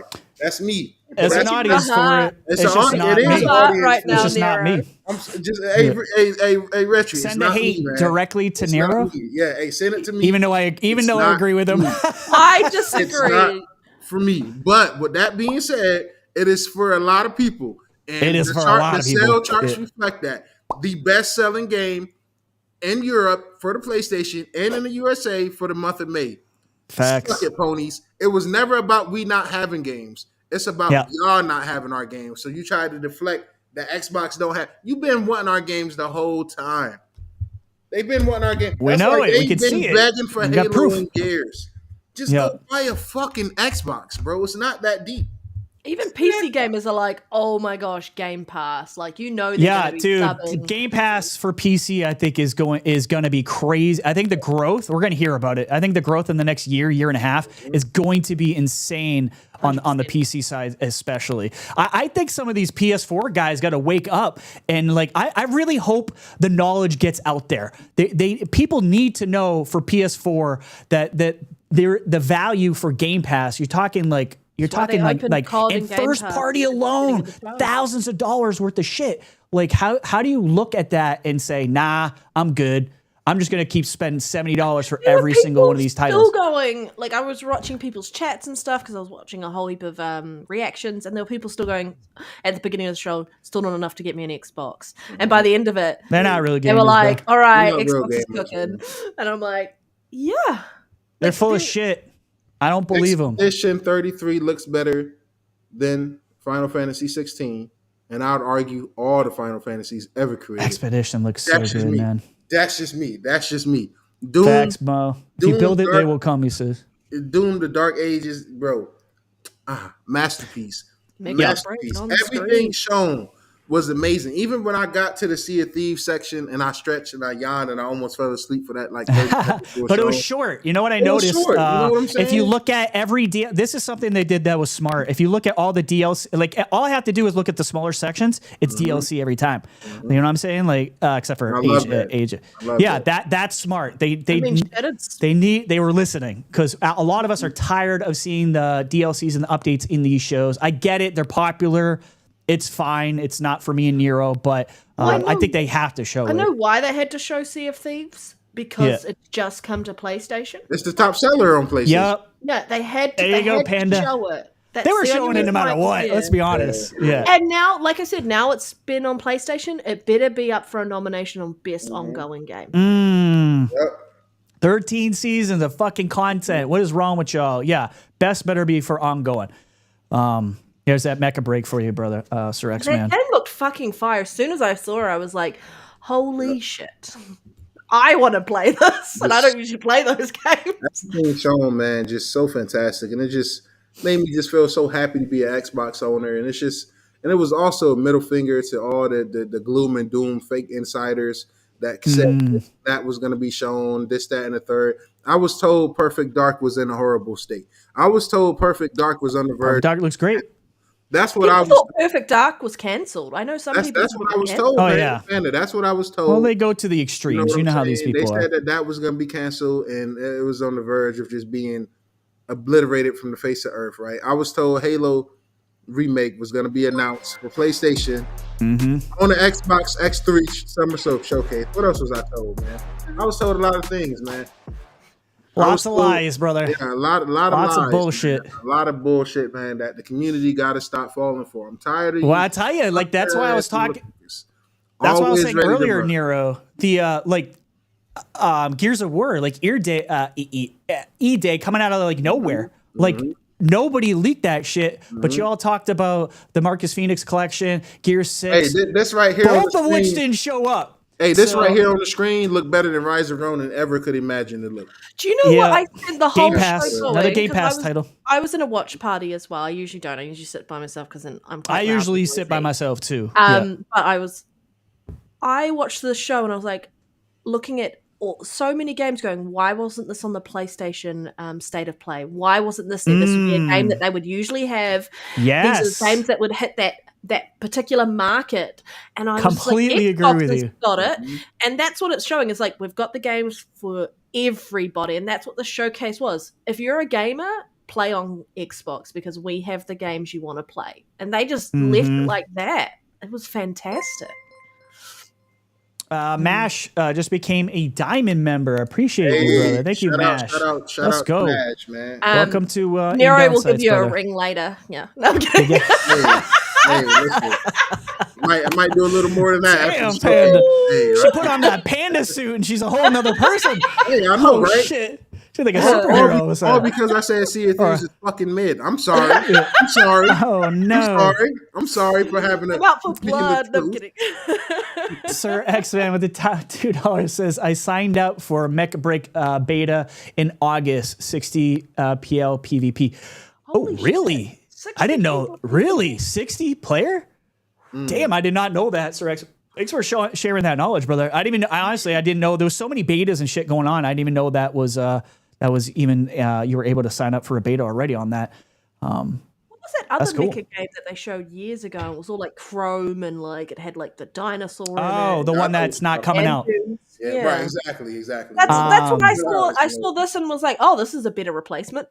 What the hell was it called? What was that called? Not Exo Mecha. No. What the was it? Exo Mecha?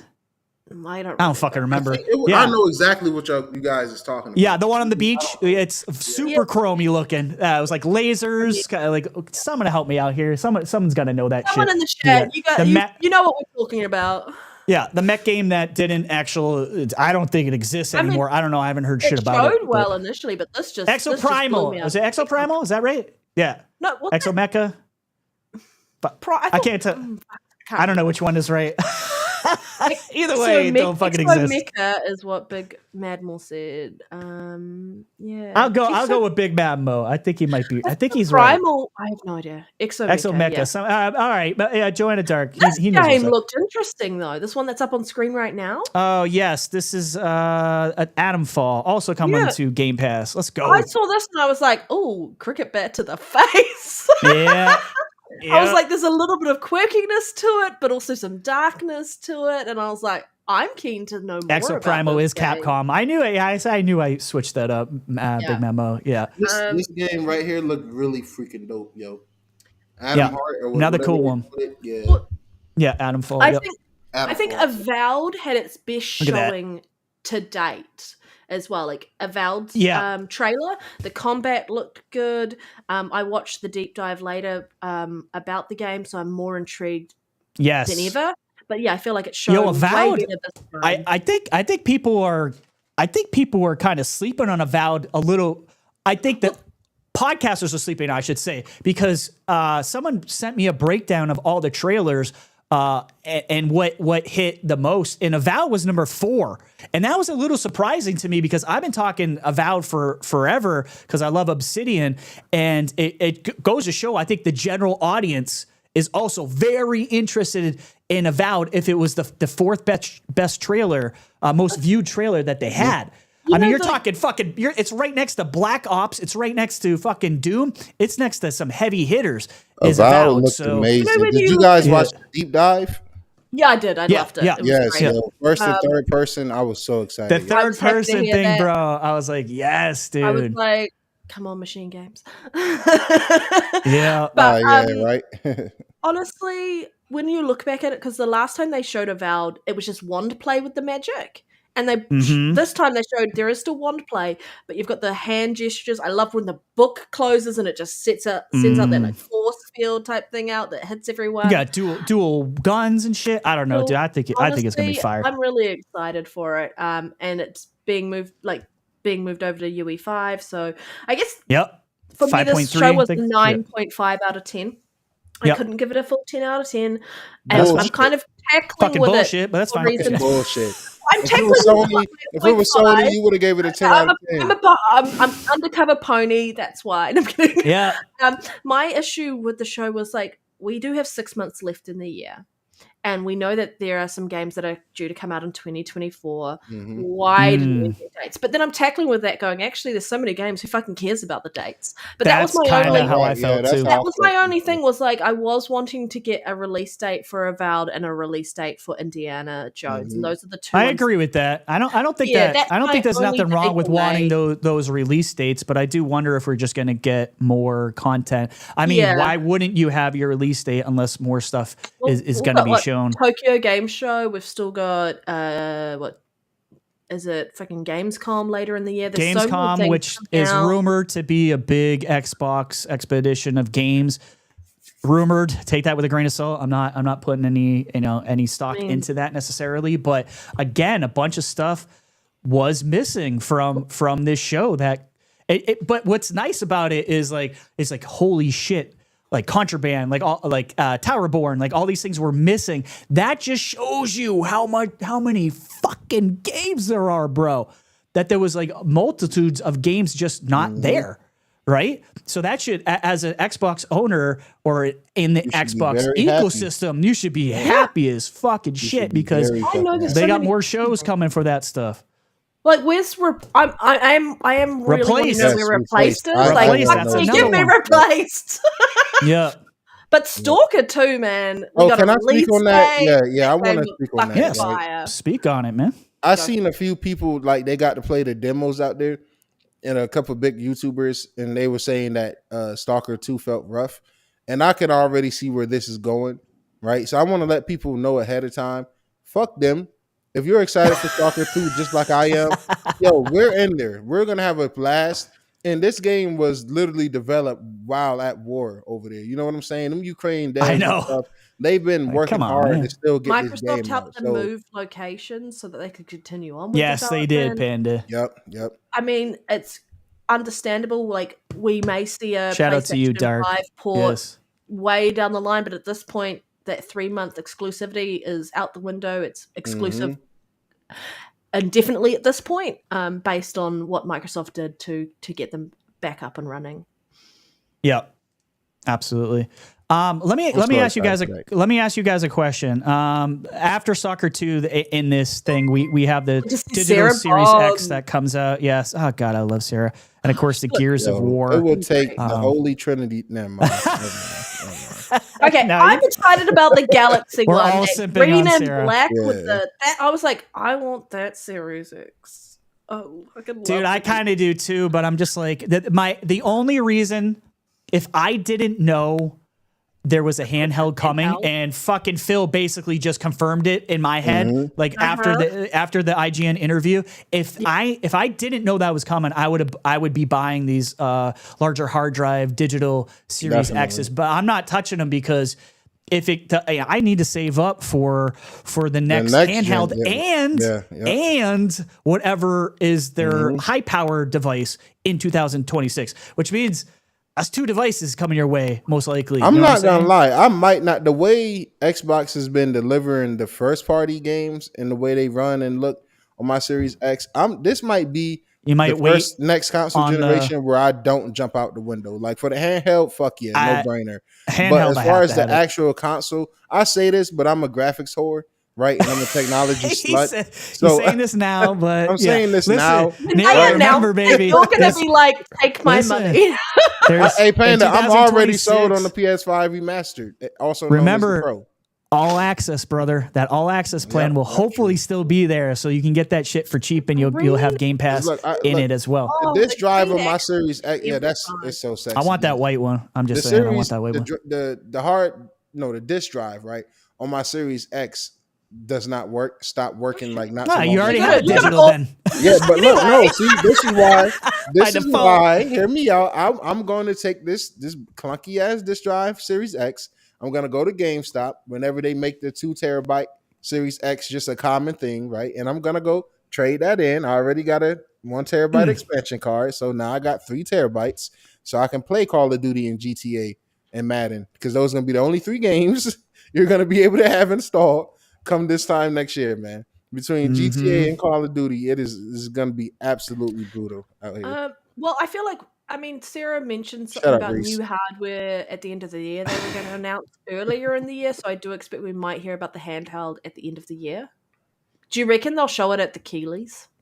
That's what I'm thinking. Don't show nothing, or at least, like something this year. I think something this year. Eyes on it, and it's got you got to pass it and get the eyes. I agree with her. As much as I hate, like I could say this now that King's gone, because King, he's more like with these guys. I'm not a fan of Keeley. He's locked in, so he plays nice with Keeley and all that stuff, and I think he really truly likes Keeley, but I don't like Keeley anymore. But let me get this super chat out of the way. Sir X-Man with the $2 says, I'm waiting for them to announce Outer Worlds 2. Yeah, brother. I think it's gonna be a minute before we see anything on Outer Worlds 2. I think it's gonna be the next showcase. I think next showcase we're gonna see. I don't think they want to take away from Avowed. I agree. I don't think they want to take away from it either. Next year. No, I was saying like for next year showcase, like next. Oh yeah, I could sure. Showcase, yeah. Tease it. I don't care. Look, what's up, brother? Yeah, I don't care if they tease. I'm one of those people who I don't care if they tease something way ahead. Like, I don't give a shit. Like, tease me. I don't care if it's fucking 5 years from now. I'm okay with that. Some people, that bothers them. It does not bother me. I think you should sell the excitement of being in the ecosystem. Always. I think you should do that personally.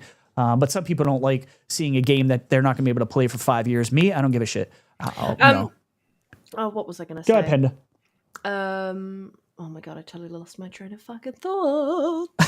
Like, she gathered her thoughts. I want to go back to some of my original points. Okay. Yeah, go ahead. You remember now, or you forgot? Oh, I was joking. Go. Oh, okay. I love you, just Panda. want to say that the swinging mechanics and that Oh, geez, here we go. game. I already know what you're gonna say. I can finish the fucking sentence for you. Does it have to do with Spider-Man? Yes. The mechanics from the Marvel's Overwatch clone. I knew you were going there. Swinging looks better.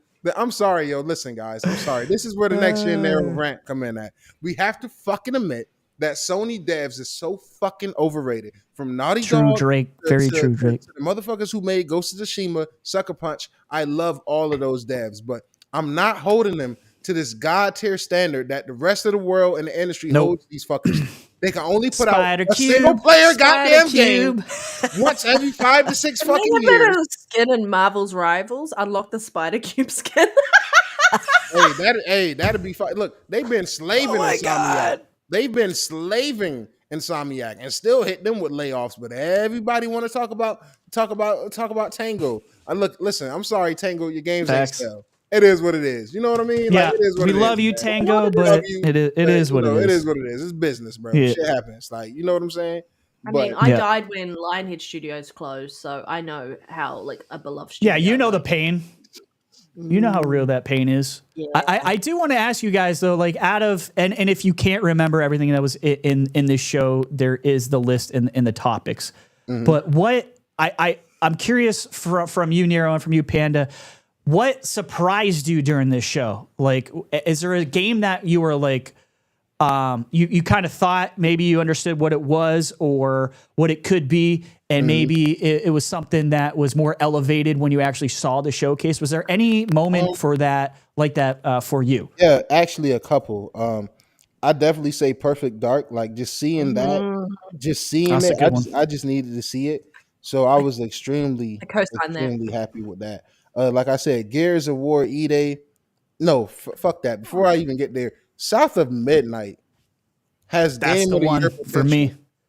Yeah, right. If GTA 6 get delayed next year, man, it's gonna be a bloodbath for Game of the Year contenders, man. Only if GTA 6 get dropped, right? So, Diablo 4, that expansion, I think that was very well done. Like Panda said earlier, they always do really good cinematics. So I think let me see. I'm sorry, but Avowed. Every time I see Avowed, it looks better every time. And better and better and better. And it got upgraded to the latest version of UE5, 5.3.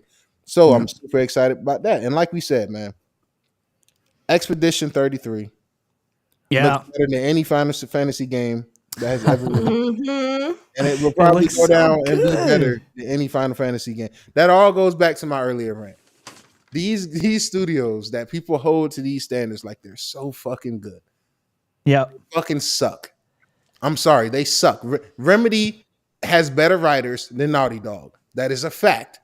I'm not even going to argue that. I'm not even going to argue that. Got better than Alan Wake 1, and Alan Wake 1 was a fucking masterpiece. Last of Us Part 2 did not get better than Last of Us Part 1. And that I concur with that. Yep. You know what I mean? Like, y'all know I talk shit about that game. So, okay, cool. She can lay in the fucking grass. Why fucking lie? You know what I'm saying? Like, okay, cool. I'm fucking with Joe. My back too bad. I'm young and my back is fucked. I'm not crawling all in the ground. I'm like Joe, yo. We gonna do this crouching and stuff.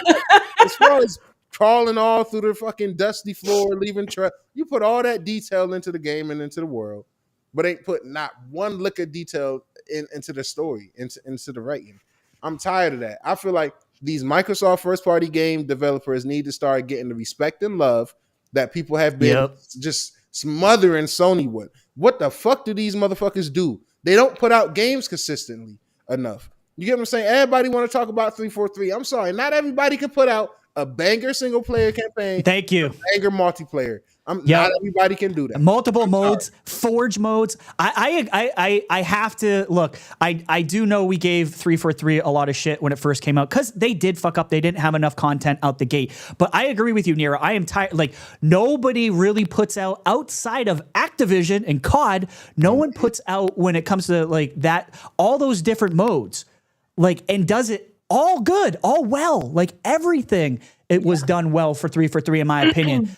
including like when Forge comes out, and that supports the game going forward as it should. So I think I do think 343 gets too much goddamn hate. Well, you got others out here who can't even finish a single player, or who get 6 games canceled for their gas games. They're all fucking gone. You ain't seen any of those things, but where's the outcry for that? At least we got a goddamn game out of 343 and a good one at that. So shout out to the last game I really want to highlight is State of Decay 3, because I was told that listen, that's why I gotta keep telling you motherfuckers. If you fall for the gloom and doom, now if you're a big enough name, stop stepping in the bullshit. I'm just gonna mute you because for the future of the podcast, for the future of networking, for the future of you guys, of the fans, everybody that's in the chat right now, everybody that's listening later, for you guys, I'm going to play it cool with these people. But anybody until they come on the podcast, and when they do, when they come on, I'm fucking attack them, yo. I'm right now. If you fall for gloom and doom, right? I don't want to hear anything else from you. I'm sorry. Like, if you can sit here and have all these games at your fingertips, you feel what I'm saying? Like, let's just talk about next week, guys. Right? Next Tuesday, Still Awakes the Deep. Yes, sir. Very next day, Wednesday, Path of the Gods, Capcom. Next month, Flintlock. You know what I'm saying? Yep. August, I'm pretty sure there's some heat in there that's already been announced that I'm forgetting. September, Stalker. Every single month for the rest of the year, we have so much banger shit. If you're sitting around pretending like you're about to sell your Xbox or you're about to jump off the fucking cliff with idiots, leave. I'm going to mute your ass. I'm going to continue playing games and having a great time. Xbox killed it with this showcase, man. All those people who turned around and were like, I'm going to get a PlayStation. Like, if they don't, I'm like, but you know what's coming? They're like, they're not announcing it and they're doing all these. And I'm like, yeah, these guys are crazy. You've hung out for this long and you're not willing to wait a little bit longer because you've already been waiting. But you know what? You've waited 20 fucking years and you can't wait 3 months? Like, you piece of shit. What's wrong with you? It's a really cool thing. Someone was talking about this and I don't know whose show they were on, but they made a really good point is none of us are going, wait till next year. Yeah, none of us. Exactly. Nobody. It's over. That conversation's fucking over. It's dead. But we're like, it's here. There's no wait till next year. It's fucking now. And that's, I think, a really good point in relation to that. But you called out so many good games, Nero, and I agree. Like, look how good this looks. Just look at State of Decay. I'm sorry. Like, I'm so excited for that. On a whole new level, this is what happens when you have Microsoft backing you up. I'm sorry, but this is what happens. And the fact that we're about to fall in love with so many characters that's gonna die. Well, the animation. Why would you say that, Nero? Because just look at the trailer. I fell in love with the people in. Look right here. She saved her. I'm like, look at that hero. No, they got her. Yeah, sorry. You know what I mean? Like, not everyone can make it. The animations, like from what I could tell when I slowed this down, had a look, and we see they cut in gameplay in between the cutscene stuff, and I was like, oh yes, you can see they've spent a lot of time bringing this up to standard because by the time they bought Undead Labs, it was already so far in development that they couldn't make those significant changes without completely overhauling or maybe changing engine. So the fact that they've started from scratch, from the ground up on UE5 to be able to deliver a brand new state of Decay experience, help really from important. Yeah. Just loved it. And that's another thing I love. All these Xbox studios intermingling, helping each other out, working together. Yeah, this atmosphere. And I'm so tired of people. See, Next Gen Nero, I'm on one tonight. Shut the fuck up, everybody. Stop saying, it was only a little piece of this. It was a little. If it's any gaming company right now that can get away with showing me a little bit of gameplay and me having trust and faith in them, it's fucking Xbox. It's Xbox. Yeah. I'm sorry. Like, from what they showed to Hellblade, the shit got upgraded, not downgraded. It got upgraded from the original trailers. You know what I'm saying? So if it's any studio, if it's any gaming company right now that I got faith in, that I don't need the most deep dive ass trailers and shit, it's Xbox. Like, I trust their vision. And I'm sorry, but the deep dives throughout the week confirmed and proved what I'm saying right now. The deep dive for Avowed, them letting us know that you can go from third to that, because that was something I really wanted in the Outer Worlds. That was nice. Right? I wanted that in the Outer Worlds, and it was not there. So the fact that they listened to us and put it in Avowed, I'm extremely psyched. I You know thought what it I'm was. saying? Maybe I haven't played it in a while and I can't remember. Nah, Outer Worlds was it though? Nah, I don't think now, so. there you go. There you go. Oh, maybe I'm going crazy. Now Or I feel maybe like I'm I'm just going thinking when crazy. you did your. Maybe I'm thinking when you used your like super or ultimate. That's when you switched into Right? Yeah, yeah. That's That's probably true. what I'm thinking. Yep. Pacific Drive. That's a Someone said I'm waiting for that Pacific Drive. I forgot about Pacific Drive. That's a good one too. I think there were lots of things, and Nero's just like spouting off game after game after game after game, and that kind of indicates exactly what the showcase was. It's like it's really hard to have big call outs and things that were I need to attach onto this type moments because there were so many good ones. Games. Like what I saw when I watched this and made me think like back in the beginning of the year, you've got 4 games going to PlayStation because obviously wanting to get games, but it's like a Trojan horse. This is what games you can play on Xbox. If you enjoy it, tune in for our showcase later in the year. And I think they've just completely blown open that, considering PlayStation's state of play, which I wouldn't even call a showcase, lackluster, and then to go straight into this showcase. And you just get it. Just the mind share, the needle definitely didn't just move; it fucking jumped. In my opinion, I agree. Around that, you could just see even the just freaking news industry and all of that. All of the reporters, they definitely bought into what Xbox is selling for once, and there was a lot of opinion, minus a few other people who had some bad takes about they're stepping away from Game Pass. Well, they prove they aren't. But the whole showcase was really good. I loved the way they showed Doom. I'm so glad that they had COD at the beginning because no matter what, people who weren't really interested in Xbox games, if they showed at the beginning, they knew COD was on Xbox. They knew COD was going to Game Pass. And that was the biggest thing that they really needed to hit home. I agree. Decay 3 looked fantastic. I am excited for Dragon Age. My only thing I'm a little bit disappointed about is I feel like they're not going to lean enough into the RPG mechanics that made Dragon Age great in the first game.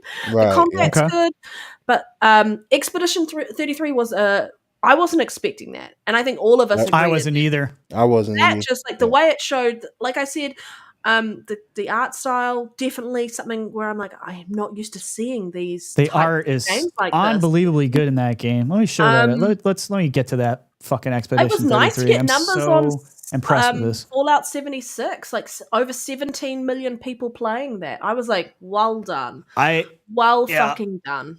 That's crazy.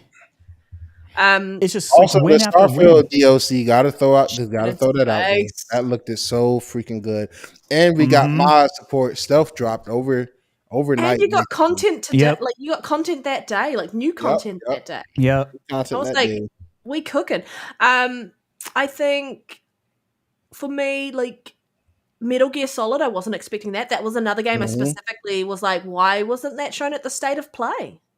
That would have been something that made sense to be at the state of play, right? Because of it's the second time. It's the second time that Xbox has shown that only, and I think there might be. I don't know if there's some weird marketing thing going on with that, but it sure as hell feels like it. Going Xbox money, baby. Yeah, I mean, I think Age of Mythology. I when I initially saw it, I will try that. Empires. It looks good. Yeah. What else is it? Life September is Strange. 4th, baby. Game Pass. I'm a Life is Strange fan, and so I did like this. This did intrigue me. I haven't played the True Colors yet because I don't know, that just didn't intrigue me enough around, because this is like continuing the original story of the character from the original Life is Strange games. Indiana Jones showed really well. I know people were complaining that they're showing too much in the cutscene. I'm like, doesn't matter. They're trying to show you that this is Indiana Jones to its core, and that's only a small cutscene in comparison to what the whole game is going to look like. It looked good, and I was like, fuck yes, give me some indie. Like the guy, who he's making jokes about. Oh, that was hilarious. I'm so glad they showed that part. I was like, that was fucking fantastic. Mixtape looked really good too. That was a good looking game. I think. I love King, but mixtape. I'm down for mixtape. I'm down for mix. I was down for all of it. I was like, I don't care. The art style's fire. Like South of Midnight, I was so hyped for South of Midnight when they showed it initially, and I'm more hyped for it now, because I like the look of the traversal. Yes. But I guess one of the biggest things that really stood out for me, and I'm going to say this because I'm very sensitive to color, but it was like green, green, green, green, and then one more thing, red for this world premiere.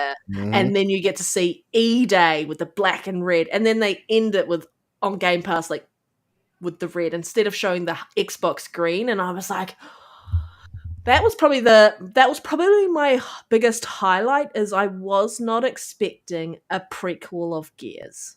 I wasn't either. That was the biggest thing that hit me the most, was that. And then it was just so nice to go straight into COD and like learn more about COD from that perspective, because you don't see a lot of that deep dive usually about COD, but the mechanics, everything. So COD was quite a surprise. Like, yes, the trailer was at the beginning, but it didn't quite hit home with me until I watched the deep dive bit afterwards, where I was like, okay, I'm feeling COD hype now, more so than I was at the beginning, because I think once I understood the changes and the improvements coming into this game, I was like, oh, this is starting to feel a lot more like a next gen. Panda, is it safe to say that Xbox saved Call of Duty?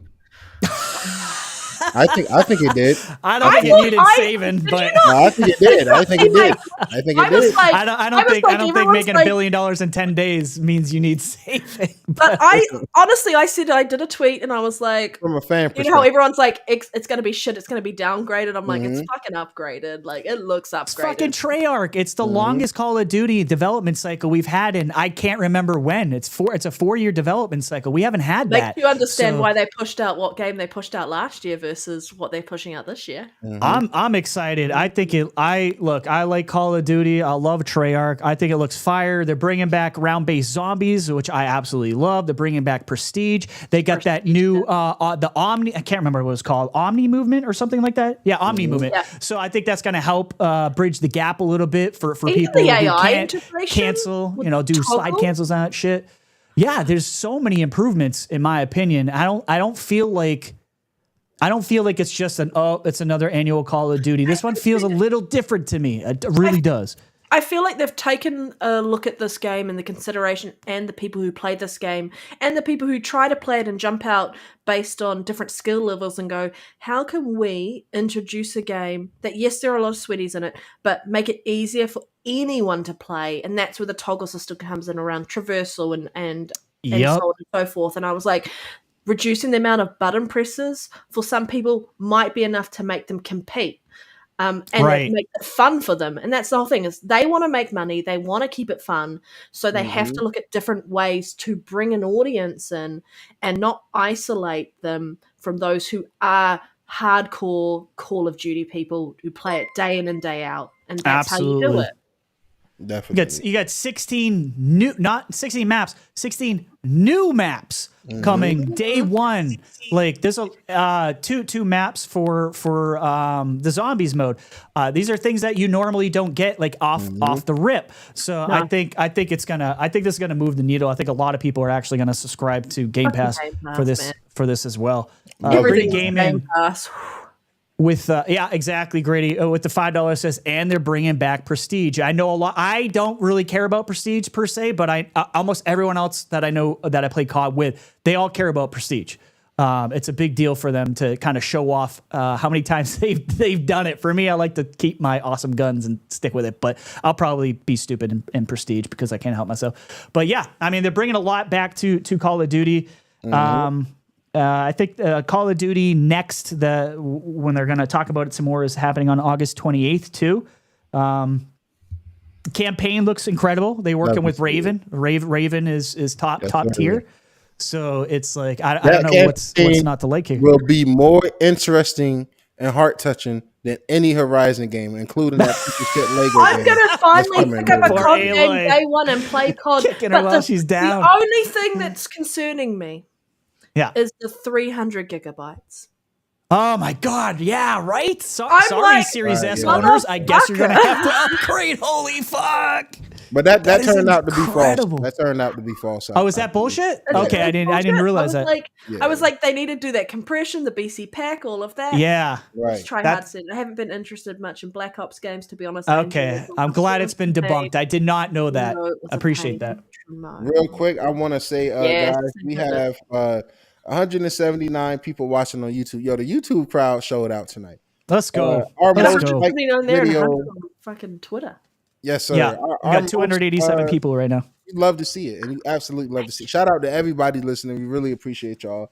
And I want to say right now we're at 138 likes on YouTube. Our highest like podcast was last week with the amazing Doodle and the homie C Money, and that was at 142 likes. I just went and checked. Beat it. Let's hit 100 likes tonight, y'all. Before we end it. Before I sell my soul to Sony and go to the dark side. I mean, he's sending okay. They're telling me the whole 300 gig thing. Thank you, me and Big Memo. All of it included. See, I hate that shit. That is one thing I don't like, that it's like all into one. Like, it bothers me. You just have to choose which one you want to install, right? Yeah, but the thing is, even now, like in MW3, like it's in all the menus. It's just like you keep going down the menus, and the old games are there, and I'm just like, why fucking are we doing this? When I looked at it, and when you're looking to the fact that they can adjust your HUD, and you can adjust your HUD, and I love the fact you can put it in the middle, and all this other stuff, so all the HUD changes. But I looked at what they were doing. It looked like there might be some improvements to the UI, because that is my biggest fucking issue with COD, is the UI is horrific. I agree. It is not easy to navigate. My ADHD is just overwhelmed, and I'm like, I need it to be streamlined and focused and easy, and I feel like I've got no control over it's a mess. Yeah, it's so bad. Unless you play it every day, because like people I play with that play all the time, they know where it is. And if I'm like controlling the game, I'm like, where the fuck is it? Where is this thing? And they're like, oh, you just got to scroll down 70 times and then go to the right 6 times. I'm like, holy fuck, no, nope. You just got to press this button to get to this menu, because not all the customization is in the same place. And I'm like, why is the customization not all in the same place? Yeah, I mean the problem with COD. I mean, Halo, I have to get 3 for 3. I have to give them the props, because they do this better, I think. And they had there's so many modes, and there's so many things you can do in the COD universe that I don't really have I'm complaining about it, but I don't have a good solution, because it's just too many goddamn things to play in that game, where I don't know where you would put it all, to be perfectly honest with you. But the Master Chief Collection does a pretty good job. Infinite does a pretty good job. So they just need to re-look at that. But again, I guess some of it is because it's not just a next-gen version. There may be some stuff that gets grandfathered over into this version. And but yeah, honestly, I was so hyped for this. I enjoyed the Summer Game Fest show for what it was, but I didn't enjoy it. I mean, for what they showed, like he didn't have anything big. He couldn't really show anything big. It was better than the PlayStation show. I mean, the funny thing is like I didn't want to like call out King. Like he came out here and he spoke his piece. I think he said he marked it like a 7.3. But one thing I noticed is everyone at home scores were lower than every single person who went there. Everybody's was lower, like because I listened to King and they were interviewed. Well, like, what's your score? Everyone was like 7+. Everybody was, and I was like, holy shit! And I watched the people's reactions to their scores, and people were just like, nah, like really that high? Holy crap! But he was there. It's different when you're he was there. He was there. Absolutely. Yeah. Mash is gifting. I think. What is happening over here? Let me see here. I mean, the Xbox showcase was just fantastic, and then after that, I just kind of jumped in and out of specific games. Like I looked at the Assassin's Creed deep dive video game. I didn't really go in and watch the whole Ubisoft forward. I only pulled out specific games from that.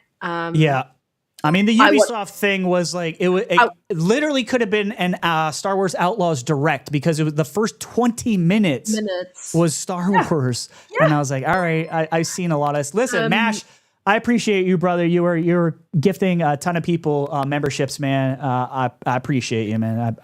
It means the world to us. Jumped in and out of the PC showcase that was on there. That had like a couple of things that maybe I was interested in, but like that was some of these shows. I was like, fuck me. Like the lead up for finding the recordings. Like I saw a recording for like 5 hours, and I was like, okay, skip like 3 hours of lead up to get to the actual showcase.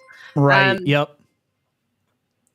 But I think it was just really interesting to see the community's reaction from every side. PC, super excited.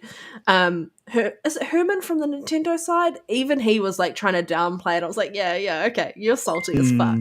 The PlayStation community who were like, yes, this is amazing. And then you had the other people trying to go, was it? And like, yeah, you're like, you're fucking loyal to the box if you can't admit that they had a great showcase. I mean, look, we know the fanboys can say whatever the fuck they want. Keighley's own people marked this Xbox showcase as an A, and the other two, the summer showcase and the PlayStation as D's. So their own fucking people, and they make no mistake, the majority of people following Keighley, those are PlayStation guys. Even they shit on their own stuff. So it is what it is. Like, you got these ponies out here. They are the minority. The majority spoke. The majority said Xbox killed it. PlayStation sucked. Your Summer Game Fest sucked. That's what they voted on. And I have to agree with them. And look, I'm not going to sit here and lie. If the PlayStation show was good, I would have said it. It wasn't good. Everyone knows at work that I'm an Xbox person. And I had people at work, when I wasn't sick, because I was sick earlier in the week, I had people at work messaging me, asking me about some of the games and the showcase and all this other stuff, because they were like, they watched it and it was fantastic. And I'm like, casuals watched it because it was a concise and just non-stop experience. It didn't drag on too long, which is what I loved. It was an hour and 15 minutes, and then we went into the COD showcase, right? I feel like that was beautiful, the way. And I love that King came in and told us about like the way it was set up and how like that's how we realized it was Bethesda doing it, because of the popcorn and the water bottle. And I was like, that makes so much sense. Like Xbox had a good showcase last year, but this showcase blew last year's showcase out of the fucking water. I think it did. I agree. Yeah, I think the production, there was some, like I was saying, like I love that, King, because I said this last week on the Gamers Council show. I said something was fucking different. Something was up. Something was up with the production specifically, because the sounds were punchier. It's like they knew they had to hit on everything. The lighting was different. Everything was different, in my opinion. And then King comes out here and says it's fucking mentioned sound. I was like, yep, there it is. All right, it's not just me who was seeing this difference in the show. Shout out to Tina Meanie and all the production crew who put this show together, because holy fuck, dude, it was amazing. But can I just point out, what made me laugh was, how last week's show we talked about, was it Hip Hop Gamer or the week before? I think it was the week before. We were talking about Hip Hop Gamer because it was a week before, because we had Ray on, so it was a week before. We had Ray on, right? Yeah. And so talking about Hip Hop Gamer, and then you see that video that's all over the internet of him calling Phil out and giving him the freaking like heavyweight champion belt, and Phil's just giggling because he knew it was. And even when he was on the IGN couch and he's talking about, you could just see that he is so happy that everyone enjoyed the fucking show. And like Ryan, you could see it in his face. Like when we were watching that too in the interview, everyone kept talking about, look at Phil, look at him smile. This motherfucker knows he hit it. He knows he hit it out of the park. You know what I mean? Hit it out of the park. Like bad PR. What? Like I was watching like IGN's reaction of some of it. I don't know what it is, but Ryan McCaffrey does not look well. He looked quite pasty. I was like, I think that's just Ryan McCaffrey there. Maybe he is. Maybe it's just pasty. I'm like, put some makeup on. But like he came out to the whole crowd and was being like, that was the best Xbox showcase ever. And I was like, yes, it fucking was. It was. And it was. But like, I know we're going to talk about it in a moment, so I don't know if we want to transition to that, but like Phil's actual interview with IGN was very revealing around certain things, and it's brought up a lot of discourse and Sean Layden coming back into the fray, and like many things. I've been like eating popcorn, enjoying what has been transpiring. It's been Sean Layden talking that smack was not on my bingo card, but. Well, let's get to that. I'm gonna share this tab. Let me know if you guys can hear it once I start playing it, because we know how sometimes the audio. Yeah, I'm sorry, guys. I had a little important call real quick. Oh, you're good, brother. You're good. That's okay. We were holding it down. I was doing what I do best, which is a lot of shit. Panda was rocking it. I knew I could always depend on you, Panda. Yeah. Let me play this. A little bit of Rhetri, just a little. Rhetri's trying to hold the line. Like, he had his kick his ass right off this motherfucking show. All right. Let me know. Let me know. Oh, I said the loud part soft and the soft part loud. Shit, my bad. Let me know if you guys can hear this. To go and run and grow our business. All right. But I'll say that we challenge ourselves to do is to try to do new things. Like I think if I go back 8 years ago, we said, hey, we're going to go ship all of our games on PC and console, and if you buy one on one, you get it on the other. And I got some like reaction from people of, this is the worst decision ever, like this is going to be the end of Xbox. And we announced Game Pass, and we started doing Game Pass. And I know some people looked at that and said, oh, you're going to teach people that games are free, and you're going to undermine the value in games. And what I can say sitting here today, from our decisions on cloud, on Game Pass, on console, like right now, we have more Xbox console users than we've ever had in the history of Xbox.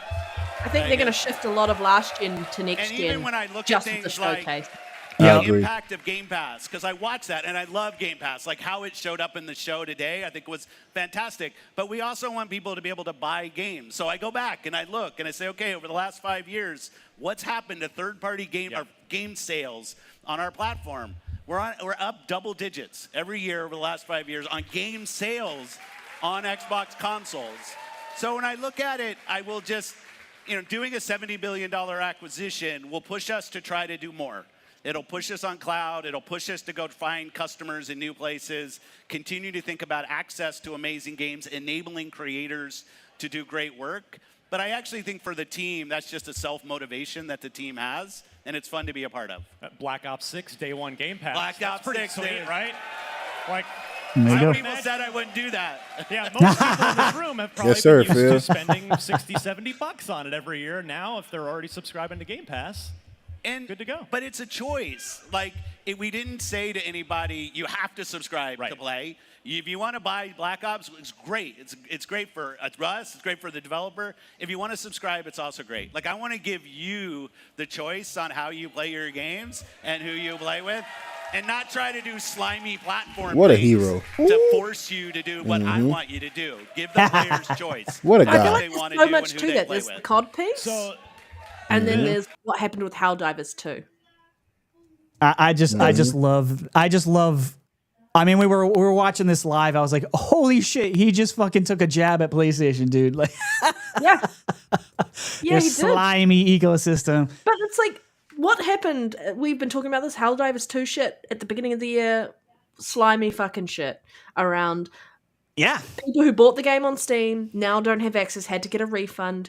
But PSN isn't available everywhere, and if you want to get a PSN account, you might have to buy a console. And I'm like, that's some fucking bullshit. In my opinion. And then you've got the COD stuff on it. Yes, Microsoft did that initially, but that wasn't under Phil. This is Phil, and he doesn't want to do that. They want everyone to have the same experience with this, and they want people to play together on this game and not have to be forced into playing it on a console that they don't want to play on, because there's no option when you're playing on another console to switch out button prompts to go, I prefer the Xbox layout, so because that's where my memory is. If I want to go play on a PlayStation, can I switch the button prompts so my brain sees the Xbox stuff and knows to press that on that controller?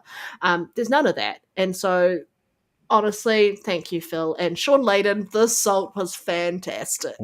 Oh, You're man. Salty ass, crybaby ass Dev. It's the reason why he's the ex-CEO. He's a pony through and through. And he works for Tencent and he's complaining about shit. I know. How can you, working for Tencent, say fucking anything about anyone else, like, being slimy or calling you out for being slimy? I'm like, I don't think you can do that, brother. You're working for Tencent over here. Ah, shit. Let me play another section. I kind of did some highlights here of some things that Phil said. Like, we talk about all these huge changes to not just the industry, but again, specifically your business, the Xbox business over the last 5 or so years. What is today, like, as we sit here now, what's the thesis statement? What's the modus operandi for Xbox today, and how has it changed over the last 5 years? Yeah, and I see some of the feedback that our messaging from some people that maybe our messaging hasn't been consistent. And I always hear the feedback and I take it. Like, feedback is great. I will say from early on, we would say when everybody plays, we all win. Like, how do we get in a place Just look at where Phil, just everybody such a can play great leader. games? Like, this, And everything we've about this made guy. different progress on PC. Now, like, PC is a huge business for us. We love that we have so many PC players, more than we've ever had. Our console's doing so well. But I think if you sit back and you try to frame this industry through the lens of the tradition of who sold a console today, and that's the only solution to making gaming better, I think, you know, Xbox is doing something different than that. We love our consoles, we love our PC players, but really it's about creators and players and amazing games coming to them. It has, admittedly, for all of us, creators, players, it has been a weird generation because it started weird. Oh, Philly boy, putting down the business. Go ahead, Panda. I was just going to say, I know Ray put in the chat, like, I would have made them play on Xbox. Well, they're going to play on Xbox. We know that PS PlayStation Portal crap is crap, and they're going to get a handheld Xbox if they don't want a full-on console. Game Pass is coming no matter where you are. And so they're going to be playing on Xbox no matter what. They're going to be playing on Xbox when they're playing COD anyway, because they fucking own it. That's why I say, like, that's why I like to say, like, it's not console, it's not PC, it's the Xbox ecosystem. It's fucking everywhere now, and it's going to continue to spread out to, like, other TVs. They'll eventually get them on all the LGs and everything. We know they had the deal with Samsung, but mobile, like, we know they're trying to get hard into mobile. Pause. But yeah, things are definitely happening. What's up, Live Supremacies? What's up, Aim Down Sights, Game Pass Daily, Rhetri, Red Dead Panda, and Gaming Next Gen Nero. Appreciate you for coming out, brother. See you all the time, everywhere live. You know, it's such a fucking good time. I just can't get over the flip-floppers. I'm sorry. It's such a good time to be an Xbox fan. I'm like, it's crazy to me that you would leave. Like, god damn, stupid. I can't believe how many left. Idiots. Hey, you know what it is? I mean, according to Phil, they're successful as fuck. So I don't think that many people left. It's just the loud idiots on the internet who left. And there was one curse that left many moons ago, and now apparently another curse has left. So yeah, I heard about the secondary curse, and I'm okay with that. The secondary guy, yeah, you guys, I never wanted him back in the first place. I didn't like him. You know, he talked so much shit about Xbox back in the day, but some of y'all know who I'm talking about. But anyways, let's play another little clip here that was pretty good. This was talking about, like, Game Pass success. Kind of how does that metric for success, like, how does Game Pass influence the success of the business? The thing I look at every morning is how many people played on our platforms and how long did they play. If they played through the subscription, or they paid buying their games, or they're playing a free-to-play game, I honestly, that's not the most important thing. So, you know, Game Pass, I love it. I think it's the thing I really love about Game Pass. Let me think, in our show today, a game like Mixtape. Like, a game like Mixtape is a game that we can go.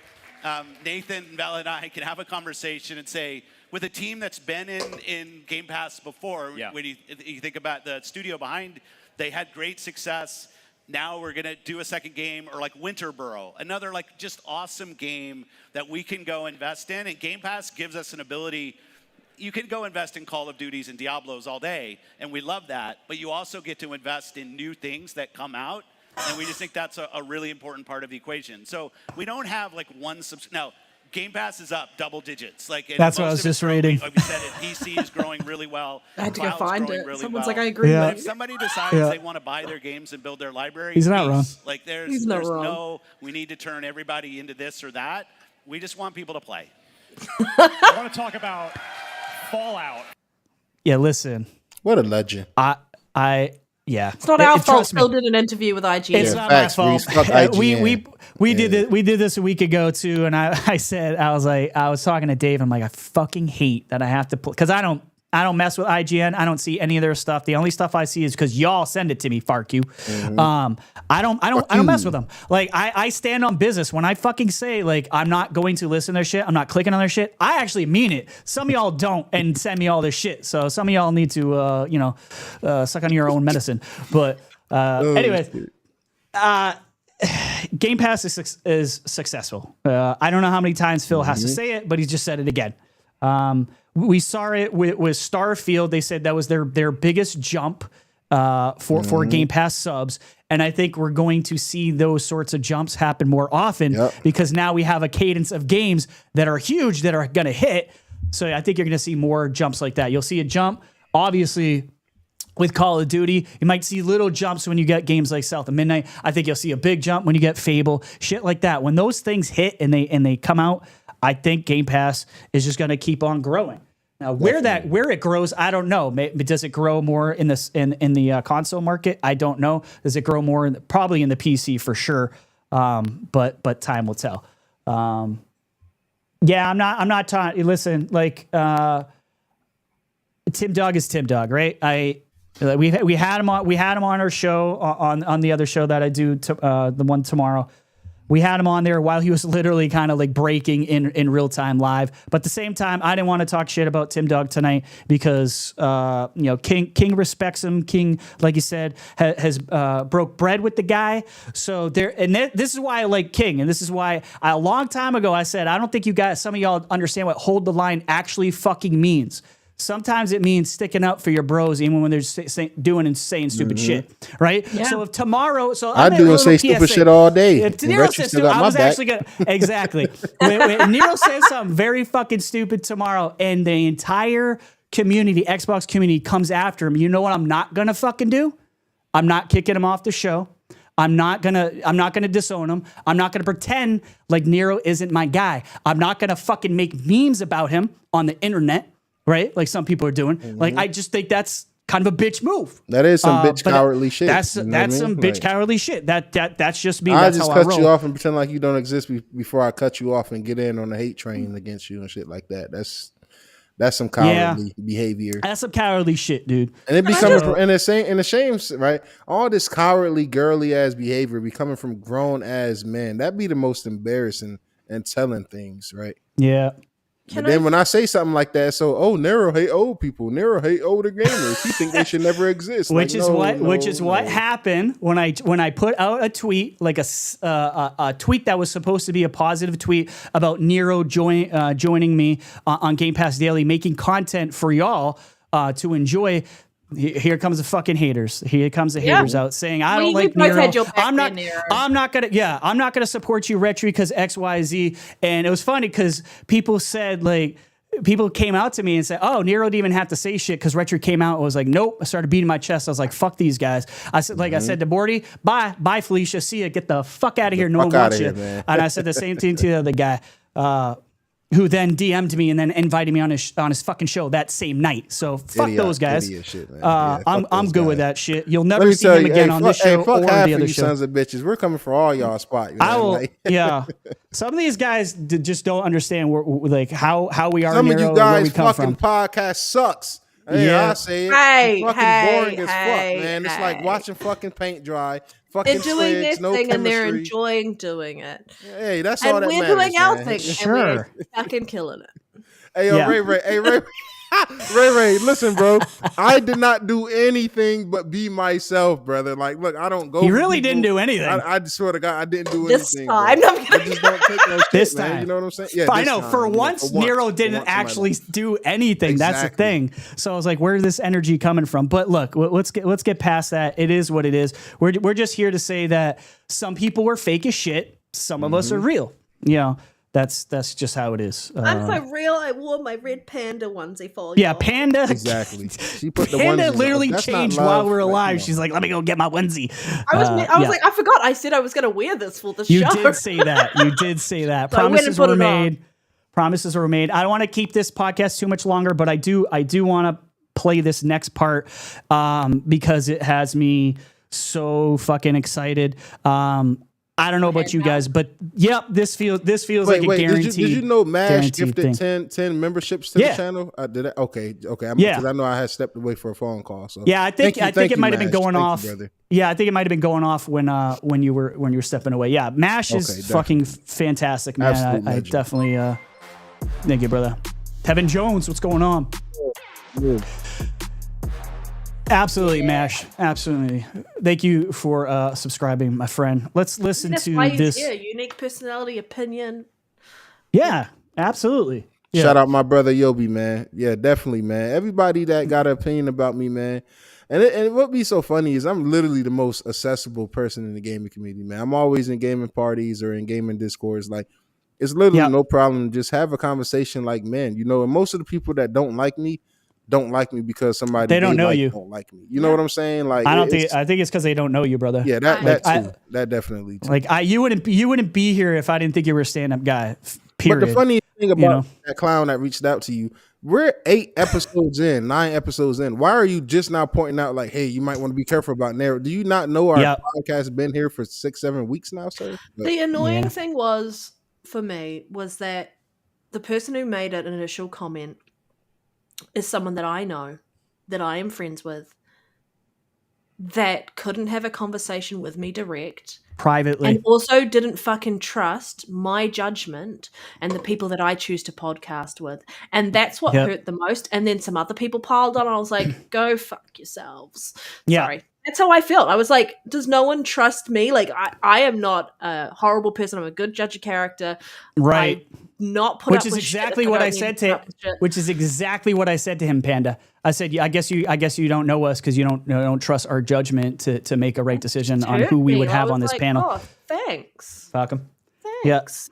Yeah. That was what was painful. Like, cool. Yeah, I mean, it is what it is. We look, we're building a great community here, guys. And if you don't know, you know, join us in our Discord, community game nights. We are building a great community of people who actually play games together. Like, and if you don't want to, you know, if you're a little shy and you don't want to play games, that's fine. Go in there and talk some shit with us. Have fun. That's what the Discord is there for you guys to express yourselves. And there's anime sections, there's WWE sections, there's all kinds of different things in the Discord for you guys to get involved in. But we are building a really great community, in my opinion, a very loving and open community. A beautiful community, man. A beautiful community. Yeah. What's Big Mad Mogog? I don't believe you, Panda and Rhetri. What don't you believe? What? Why would you say that? Why Big would Mad you Mo? do that to me? Yeah. Who's also in our Discord. Yeah. I'll DM you later, Mo. I highlighted that because of the word bogan. Because if you don't know what bogan is, it's like redneck, but for like Australia. Oh, I did. I did. So I had bogan no is clue like what that was. as a redneck, but in Australia. Okay. I'm writing that down. That's why I highlighted the word bogan because I was like, I'll get this. I will get it. Rhetri will drop that link for the Discord in the chat again. Yeah. Yes, I will. Let's. And I also want to say, hey, listen, everyone, happy Father's Day, man. You know, yes, happy Father's Day to everyone, all the fathers out there. I hope y'all enjoy y'all pair of socks and boxers because you know. It's so true. It's so true. Maybe some of you guys could look up and get some Coronas. You know, a couple of brewskis. You know, Father's Day in your neck of the woods. Father's Day isn't until September where I am. Oh, okay. Yeah, all right. I was Panda, going to ask one last you time. Where the fuck are you? Like what? Middle Earth. Shout out to you, Gallitson. He says, I just got into the Ara History Untold Tech Alpha again, he says. Nice. Very cool, brother. It's a onesie, Justice T. It's a onesie. It's even got a tail. Like, I'm sitting on it. Oh, my God. It does have a tail. Holy Christ. Oh, my God. I love it. I'm such a small child. I love it. I love you, Panda. I love that she was brave enough to be like, yeah, I'll wear a fucking onesie live. I don't get no shit's given. I love it. That's what I'm here for. Yeah. I just wish she was brave enough to be honest about the Xbox Showcase being 11 out of 10. That's okay. For the hype, definitely 100% 10 out of 10. But the only thing that when I was watching those trailers, she wanted those dates. She wanted those dates. I wanted to go, what dates can I fucking book or call in sick? Shout out to my wife. What's up, Justice? My wife's in the chat. Everyone say hello. Hello, love. Sorry, go ahead. Go ahead, Onesie. She wants and this to is officially the most episode of Aim Down Sights. Everyone pat themselves on the back. Chat, yes, sir. Everyone. All right, let's get to this last piece because I paused on Phil and he looks like a goof right now anyway. So let's play Phil. this. Love you, Phil. You're the best CEO ever. Can't hurry. Speed it up. Yeah, we're waiting here, pal. There's one other thing I wanted to ask you about that I thought we actually might hear something about from you. I mean, you had a great show. I'm not complaining, but I thought, well, there's something that's been rumored, that's been talked about. We talked about it on the pre-show. There was a big reaction from our audience here, and that is an Xbox handheld. Yeah. So we'll be playing, you're a guy. Be playing League Horizon. You have the gamer score to prove it. Like you walk the walk. You are not a guy that runs the business and never touches a game. You actually pretty much do nothing but play video games. And I mean that as a compliment. I do work sometimes, but yeah.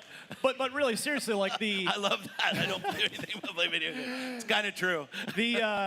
You've been building the business around this mantra of go where the players are. Whether it's on PC, whether it's through So the we cloud. should have a handheld. I think so. I think we should have a handheld. Do you want to say anything? No, I don't want to say. I love how he's like. You have to have Sarah on. Yeah, Sarah Bond, our president of Xbox, which is awesome. But like the future for us in hardware is pretty awesome, and the work that the team is doing around different form factors. Look at that confidence he stores into the fans. Today was about the games. Yeah, we showed some of our Gen 9 console, Series S, Series X, the work that we're doing. But we will have a time to come out and talk more about platform, and we can't wait to bring it to you guys. All right, I'm not going to let you off the hook quite. Okay. One more I tried. So hypothetically, if Microsoft did an Xbox gaming handheld, yes, PC me device, too. Would it be a Steam Deck-like dedicated piece of hardware that I can play offline, or would it be something that other piece of trash connection to stream things from? No, I think what I'm finding, I'll do it this way. So I like my ROG Ally, my ROG Ally is my Lenovo Legion Go, fantastic. My Steam Deck. I think being able to play games locally is really important. You can is. read between the lines on that, as you will. All right, we're gonna take a. As in the crowd, break, that was perfect timing right there. That was perfect timing. Thank you for the There you go. I mean, I don't know what y'all heard, but I just heard, yep, handhelds for real. Like that is fucking happening, bro. Love to see it. I mean, it just means that everyone's more excited and are just waiting for them to announce. So you're going to show up each time they're announcing stuff to see what they announce, right? Yeah. It's just building that hype. 100%. It's such a beautiful time to be a gamer, man. Yeah. Yobi says, Game Pass Sally, what pissed me off from that showcase, the main discourse, was what Phil, absolutely, what Phil said about more games going over to other platforms, bruh. Did y'all not watch the damn showcase? And that's why I didn't play this shit tonight, because I don't fucking care.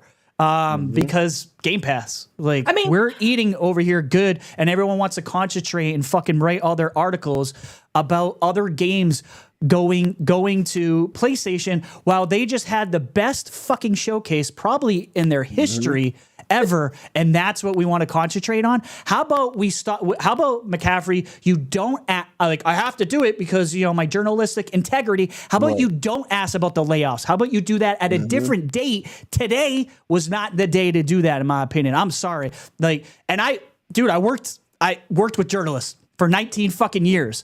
There's a time and a place. This wasn't it. So, a lot of people were like, well, I don't know, Rhetri. I think, it was okay for Ryan to ask that. No, it wasn't. He no, wanted it wasn't. that. Do you know why he wanted it? Because, what was it? Who was the one who did the interview with Sarah Bond? Which company? Jesus. I forgot. I know exactly who you're talking about. It was the girl interviewing her. Yeah. And it was another. So that they just want their time in the light, asking the questions themselves. So I feel like that's why it came out. I agree. There's a time and a place, and this wasn't it. But who the fuck cares about more games going over to other platforms when we look at everything on Xbox going to PC? We know this. Doom. Multi-plat. They showed you with Doom. That is going Bloomberg. to PlayStation It was Bloomberg. 5. Thank you, RSJ. It was going to drive me nuts. Bloomberg, but I didn't want to say it because I don't like being wrong. Just admitting that. But Doom, that was them showing more games coming to more platforms. So it's not going to be the whole slate or every game. It's going to be on a case-by-case basis. And he said it earlier, what makes sense and how do they not impact the brand? And I think they have just put a whole lot of fucking steroids into the Xbox brand with the showcase, and they're going to be riding high for a little while off this. I got to switch up because I can't. Yeah, I can't look at. I can't look at. Sorry to our audience who had to bear witness to IGN content here. I hope it never happens again. But no promises. I can't control who they, Yeah, let's get some hashtag fuck IGNs in the chat to even out all them. Now that King is gone, we can do that. Right. Shout out King. Feel better about ourselves by doing that. Yeah. We got to cleanse. What was your highlight, Rhetri? I know you did a show with your Games Council, and we haven't really heard a lot from you. And you've heard from Nero and I. But for the people who maybe didn't watch Gamers Council, what was your thoughts on everything that went down? I'll try to go over this quick. Obviously, I love the way the show started. Starting off with Black Ops 6, going right into Doom and State of Decay 3. I already knew this show was better than anything else I had seen so far, including, State of Play and Summer Games Fest. That already, I was like, okay, we're here. But I think, the surprising stuff for me, which I think for a lot of people, definitely for third-party, Expedition 33, just looked fantastic, and just knowing it's coming to Game Pass next year has got me really fucking excited for that title. I thought it was one of the best showings out of this entire show. South of Midnight was is this team going to be able to kind of push their way out of their indiness, I guess, is for lack of a better word, into success, into a different stratosphere, into AAA. And honestly, a ton of people, I agree with this. South of Midnight was like, holy shit, this looks great. Outside of the bullshit about frame rates and all, that people are like, oh, is this gonna make me sick? Shut the fuck up. Anyways, moving on. You had games like Metal Gear Solid, which I just heard no one talking about. And I think that's because the show was that fucking good. When Metal Gear and Dragon's Age, and nobody's talking about those games because everything else was so good. I think the show kind of speaks for itself. Flintlock, something I've been looking forward to for a long time. I've been watching Flintlock for years. Even that was overshadowed by everything else as well, because I was excited for Flintlock, but everything else even overshadowed Flintlock. I agree. I definitely agree with that. I definitely agree with that. Perfect Dark coming out, showing that they're not in trouble. So we know that rumor was bullshit.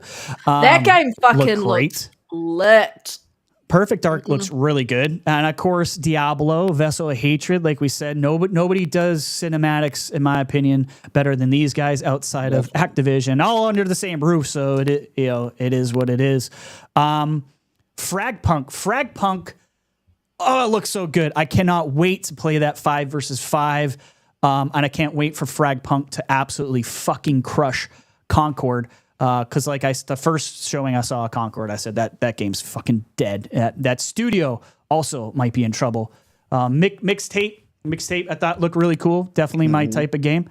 I really like the nostalgia type of music that's in that. And I like what the studio did previous to that. And I mean, Indiana Jones. great point that Assassin's Creed was also overshadowed. Absolutely. That's what I'm saying. That game was there.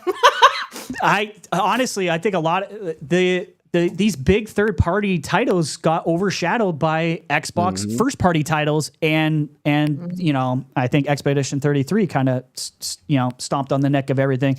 And you were talking about Indiana Jones. Yeah, I got to mention Indiana Jones. I just watched all the movies again because I'm getting ready for this game to come out. To go back on Avowed, though, there is a rumor that Avowed is coming out in November 12th. I think they fucked up, accidentally leaked it, which is exactly where we said it was going to be. Said Avowed was probably going to be in November, so I'm not surprised to see it land there at all. Atomfall looked pretty cool. Of course, Avowed, definitely that's probably... It's so hard to pick a number one. That might be my number one game I'm looking forward to the most. But then Gears, man. Like Gears just... I'm not even a gear head, but I do like Gears, but it was the surprise of, I'm like, well, what the fuck is this? Like, not knowing. And because in my head, I'm like, can all these insiders get all of this wrong? Turns out, yes, they can. They got it all wrong. No Gears 6, no collection. And I didn't pick up on him being so much younger than he was. No, I did.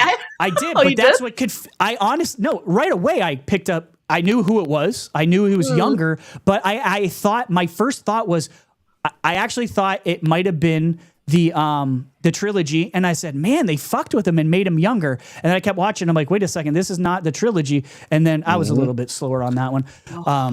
The dog bit, the music. Dude, the music and just going back to what have we... Almost every Gears fan has said this. What did they want? They wanted the horror back. They wanted the old school dude bro shooter back. And that's what this is. Like, this was not something I expected. I'm so fucking happy that they're going back to the Gears, the original Gears trilogy, the ones I like. We're here for it.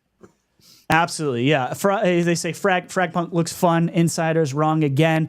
Yeah, it is what it is, man. They got it wrong. Maybe we should sit back and let Xbox tell us what's actually going to happen. Exactly. Appreciate you, Spencer. Appreciate you for the sub, man. But brother, welcome. You should change your name to Phil Spencer, by the way. You really should. Sorry. I saw, Richard Spencer. I know that's you, Phil. Wink, wink. What up, Phil? Watching, brother. I'm kidding. Yeah. He's like, they were just saying so many nice things about me. I should at least sub. Shit. But the ABK thing too, like I love COD, so I'm looking forward to Black Ops 6. I'm a big zombie fan, so we will be streaming that. That'll definitely be coming out on this channel for sure, guys. There was a lot of COD players in our community, so us getting ABK was a big fucking deal for someone like me to save money. Go ahead. Seeing the new class and how that runs in Diablo, because we get to see it in July. Yeah. Spirit something. Yes, it was. What the fuck? Spiritborn. Spiritborn? Maybe Spiritborn? I wrote Spiritborn down, but I don't know if I got that right. I think you're right. That's right. July 18th, I think, is when we get to see it. Well, it'll be the 19th for me because of my time zone difference. But I think that's when they're going to be showing us more on that. I can't wait. Spencer for sure. I can't either, dude. Like, we eat good for the rest of the year. We are eating so good, guys. Oh, damn. And that handheld is going to be shown hopefully sometime. I do think it will be shown, or maybe not shown, or at least like confirm it exists this year, I think. Well, Sarah Bond made a comment about it. The hardware announcement at the end of the year. There's going to be a hardware announcement at the end of the year. And I think that's she did say that. Yep. Yeah. She did say that. Yeah. So shout out to Sarah. She's gonna be like, she's the Phil Spencer now. So she's gonna be the new one talking about that stuff, as she should. That's her job. Looking forward to seeing the Queen once again. Yeah, absolutely. But yeah, that's all I got, guys. I'm just happy to be here and happy that this fucking show I'm just happy killed that it. we held the line and we stuck it with the Xbox. I bleed green. Like, yes. I've never really been interested in anything outside of like PC, Nintendo, and Xbox. Like, there are some games that sort of interest me on PlayStation, but it's never been enough to pull me over. And if we get that handheld and it puts like the PlayStation Store on there, I'll be like, maybe I'll dip my toes in a little bit. I'm not getting a Pro. Yeah. I'm never getting a Pro. I will get a PS6 before I get a Pro. Yeah. Yep. Just remember, I had a lot of people come at me about that handheld when I said Steam and other stores were going to be on that shit, and literally 24 hours later after I said that shit and got a ton of crap, including shout out to Paris, he disagreed with me, came on the podcast just to tell me he disagreed with me. 20, not even 12, I was like 12 hours later, Phil came out and was talking about putting those other stores on the fucking handheld. I was like, there you go. Remember, some of these people told you that Call of Duty was not fucking coming to Game Pass. What did I do? I made a video telling you all those people who said that shit were wrong, and that was definitely not going to happen. So sometimes you got to watch out with these insiders, man. Why would subscribe to Game Pass Daily if you want to get legit, logical fucking answers and stuff that just makes sense. And to not only subscribe to Game Pass Daily, but also subscribe to Game Pass Ultimate Monthly. The more the merrier. Yes. Yeah. Thank you, Spartan. I appreciate you, brother. But that's all I got. You guys got anything you want to add on to Phil or the showcase or just anything in general? No. Thank you, Mr. Vasquez. Let's go. I do. Hey, Vasquez. Thank you. Let's go. Now, I do want to say, everybody, make sure y'all stay tuned to the channel outside of just the podcast. Rhetri got a great impressions up for Hypercharge. I just reviewed we love that game. Alan Wake 2 DLC. Going to be reviewing Still Wakes the Deep next week. Probably definitely going to be checking out Path of the Goddess. So make sure you come to the channel. You say, fuck IGN, come here, man. If it's a game coming out you want us to try to review or get on early, that's what the community Discord is for, man. Let us know, send some recommendations. Stuff drops in Game Pass that you loved, that somebody else didn't get to play, and you want somebody to, bring some light to it. Hey, that's what we're here for, man. So absolutely. And IMAX, fuck you. Josh Allen literally owns the fucking Dolphins. Like, you got some fucking nerve. Oh, no. You got some damn nerve coming in here talking about Bills. IMAX. Like, listen, Josh Allen is your father, okay? Your dada. Okay? All right. Just had to clear that up. Wait till people mod that freaking shield into Starfield. Oh yeah. Please modders do shout that. Let's go. But I think the whole show as a whole was fantastic, and I'm glad that we had King on the beginning of the show to discuss this. I love doing this podcast with you both each and every week. And I think there's only one game I forgot to mention, which was the Wu-Chan Fallen Feathers. I was not expecting that. Another Game Pass one that's coming. A lot of people were talking about why isn't nobody talking about that game? It kind of just got overshadowed, but another good-looking game in my opinion. Good-looking game. And I mean, Nero, you called it out when you saw them pull that thing out. It was like the bone and all of that, but there was just so much, and I think this is what E3 used to feel like before COVID, and this is what everyone was wanting that back, and we got it, and thank goodness. And I'm so grateful. Bethesda, you fucking took the reins on the show. Hell yeah, they did. Made it what it was. Definitely. I believe that 100%. Yeah. What's up, Demo? Shout out Demo, man. He said he's feeling a little sick. Shout out to him. Got to get you back on the show again, mate.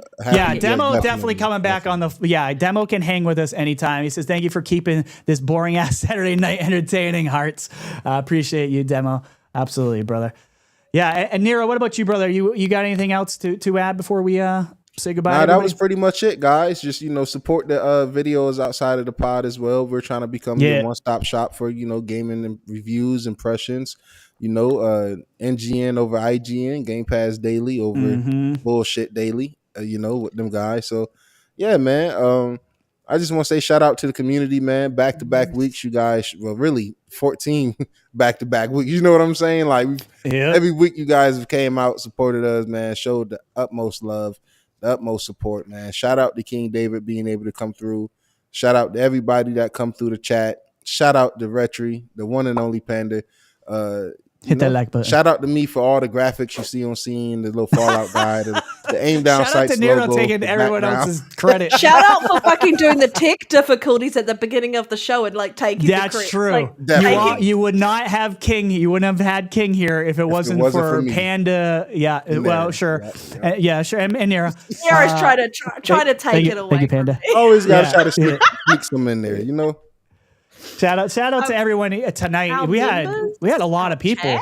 Yeah, our members, like we're still new with this, guys, and we've got a decent amount of members right off the rip. So shout out to you guys. Obviously, you can become a member for as little as $2 a month. That just shows your support for us, or you just showing up here. That also shows your support, and we definitely appreciate that. Use the most recent comment because it's really important. Shout out to the #1 Taylor Swift fan, Nero. Never. He's a Swiftie. He's a Swiftie. Yeah, he's a Swiftie. I hate her. Listen, that's why I don't hate the Dolphins half as much as I hate the Chiefs. Like I can't stand them. Like I just want to say also shout out to everyone who does super chat. Really appreciate it. Yobi with the $20 at the beginning. I nearly dropped Yobi, that's crazy. Going, what? Sir man, like everyone, our chat's amazing. Our community's amazing. If you're not joining the Discord, please join the Discord. And yeah, we'll be back here next week. There will be a week coming up in July that I won't be here for the show because it's going to be my birthday. So I will. Yeah, it's the weekend of like the 11th, I think. I won't be here for that weekend. Alrighty, you will be missed. You will be missed, Panda. Yeah. I will be. Thank you, I will be bottomless brunching that weekend. Yeah, we got to feed the panda. Yeah, got to feed the panda. Can't keep her too long. She'll get hangry with me. Yeah, that might be a thing. I might have to say at the end of the show, if we go too long, I will start getting some chats out there. Go feed the panda. You guys are talking too much. Yeah, but thank you guys. I'm too hot right now. I've gone red in the face. I don't know how. If I was where I would have passed the fuck out if I was where it is like 100 degrees over here. Well, you're in summer. It's winter here, but it's actually very mild today. Oh, that's true. That's true. Yeah. All right. Shout out to everyone who was here tonight. I think we had over 280 people between Twitter and X, or X, I should say, and YouTube. So thank you guys so much for coming out, and we'll see you on the next episode of the Aim Down Sights podcast. Later, guys. Love, peace, life, I believe.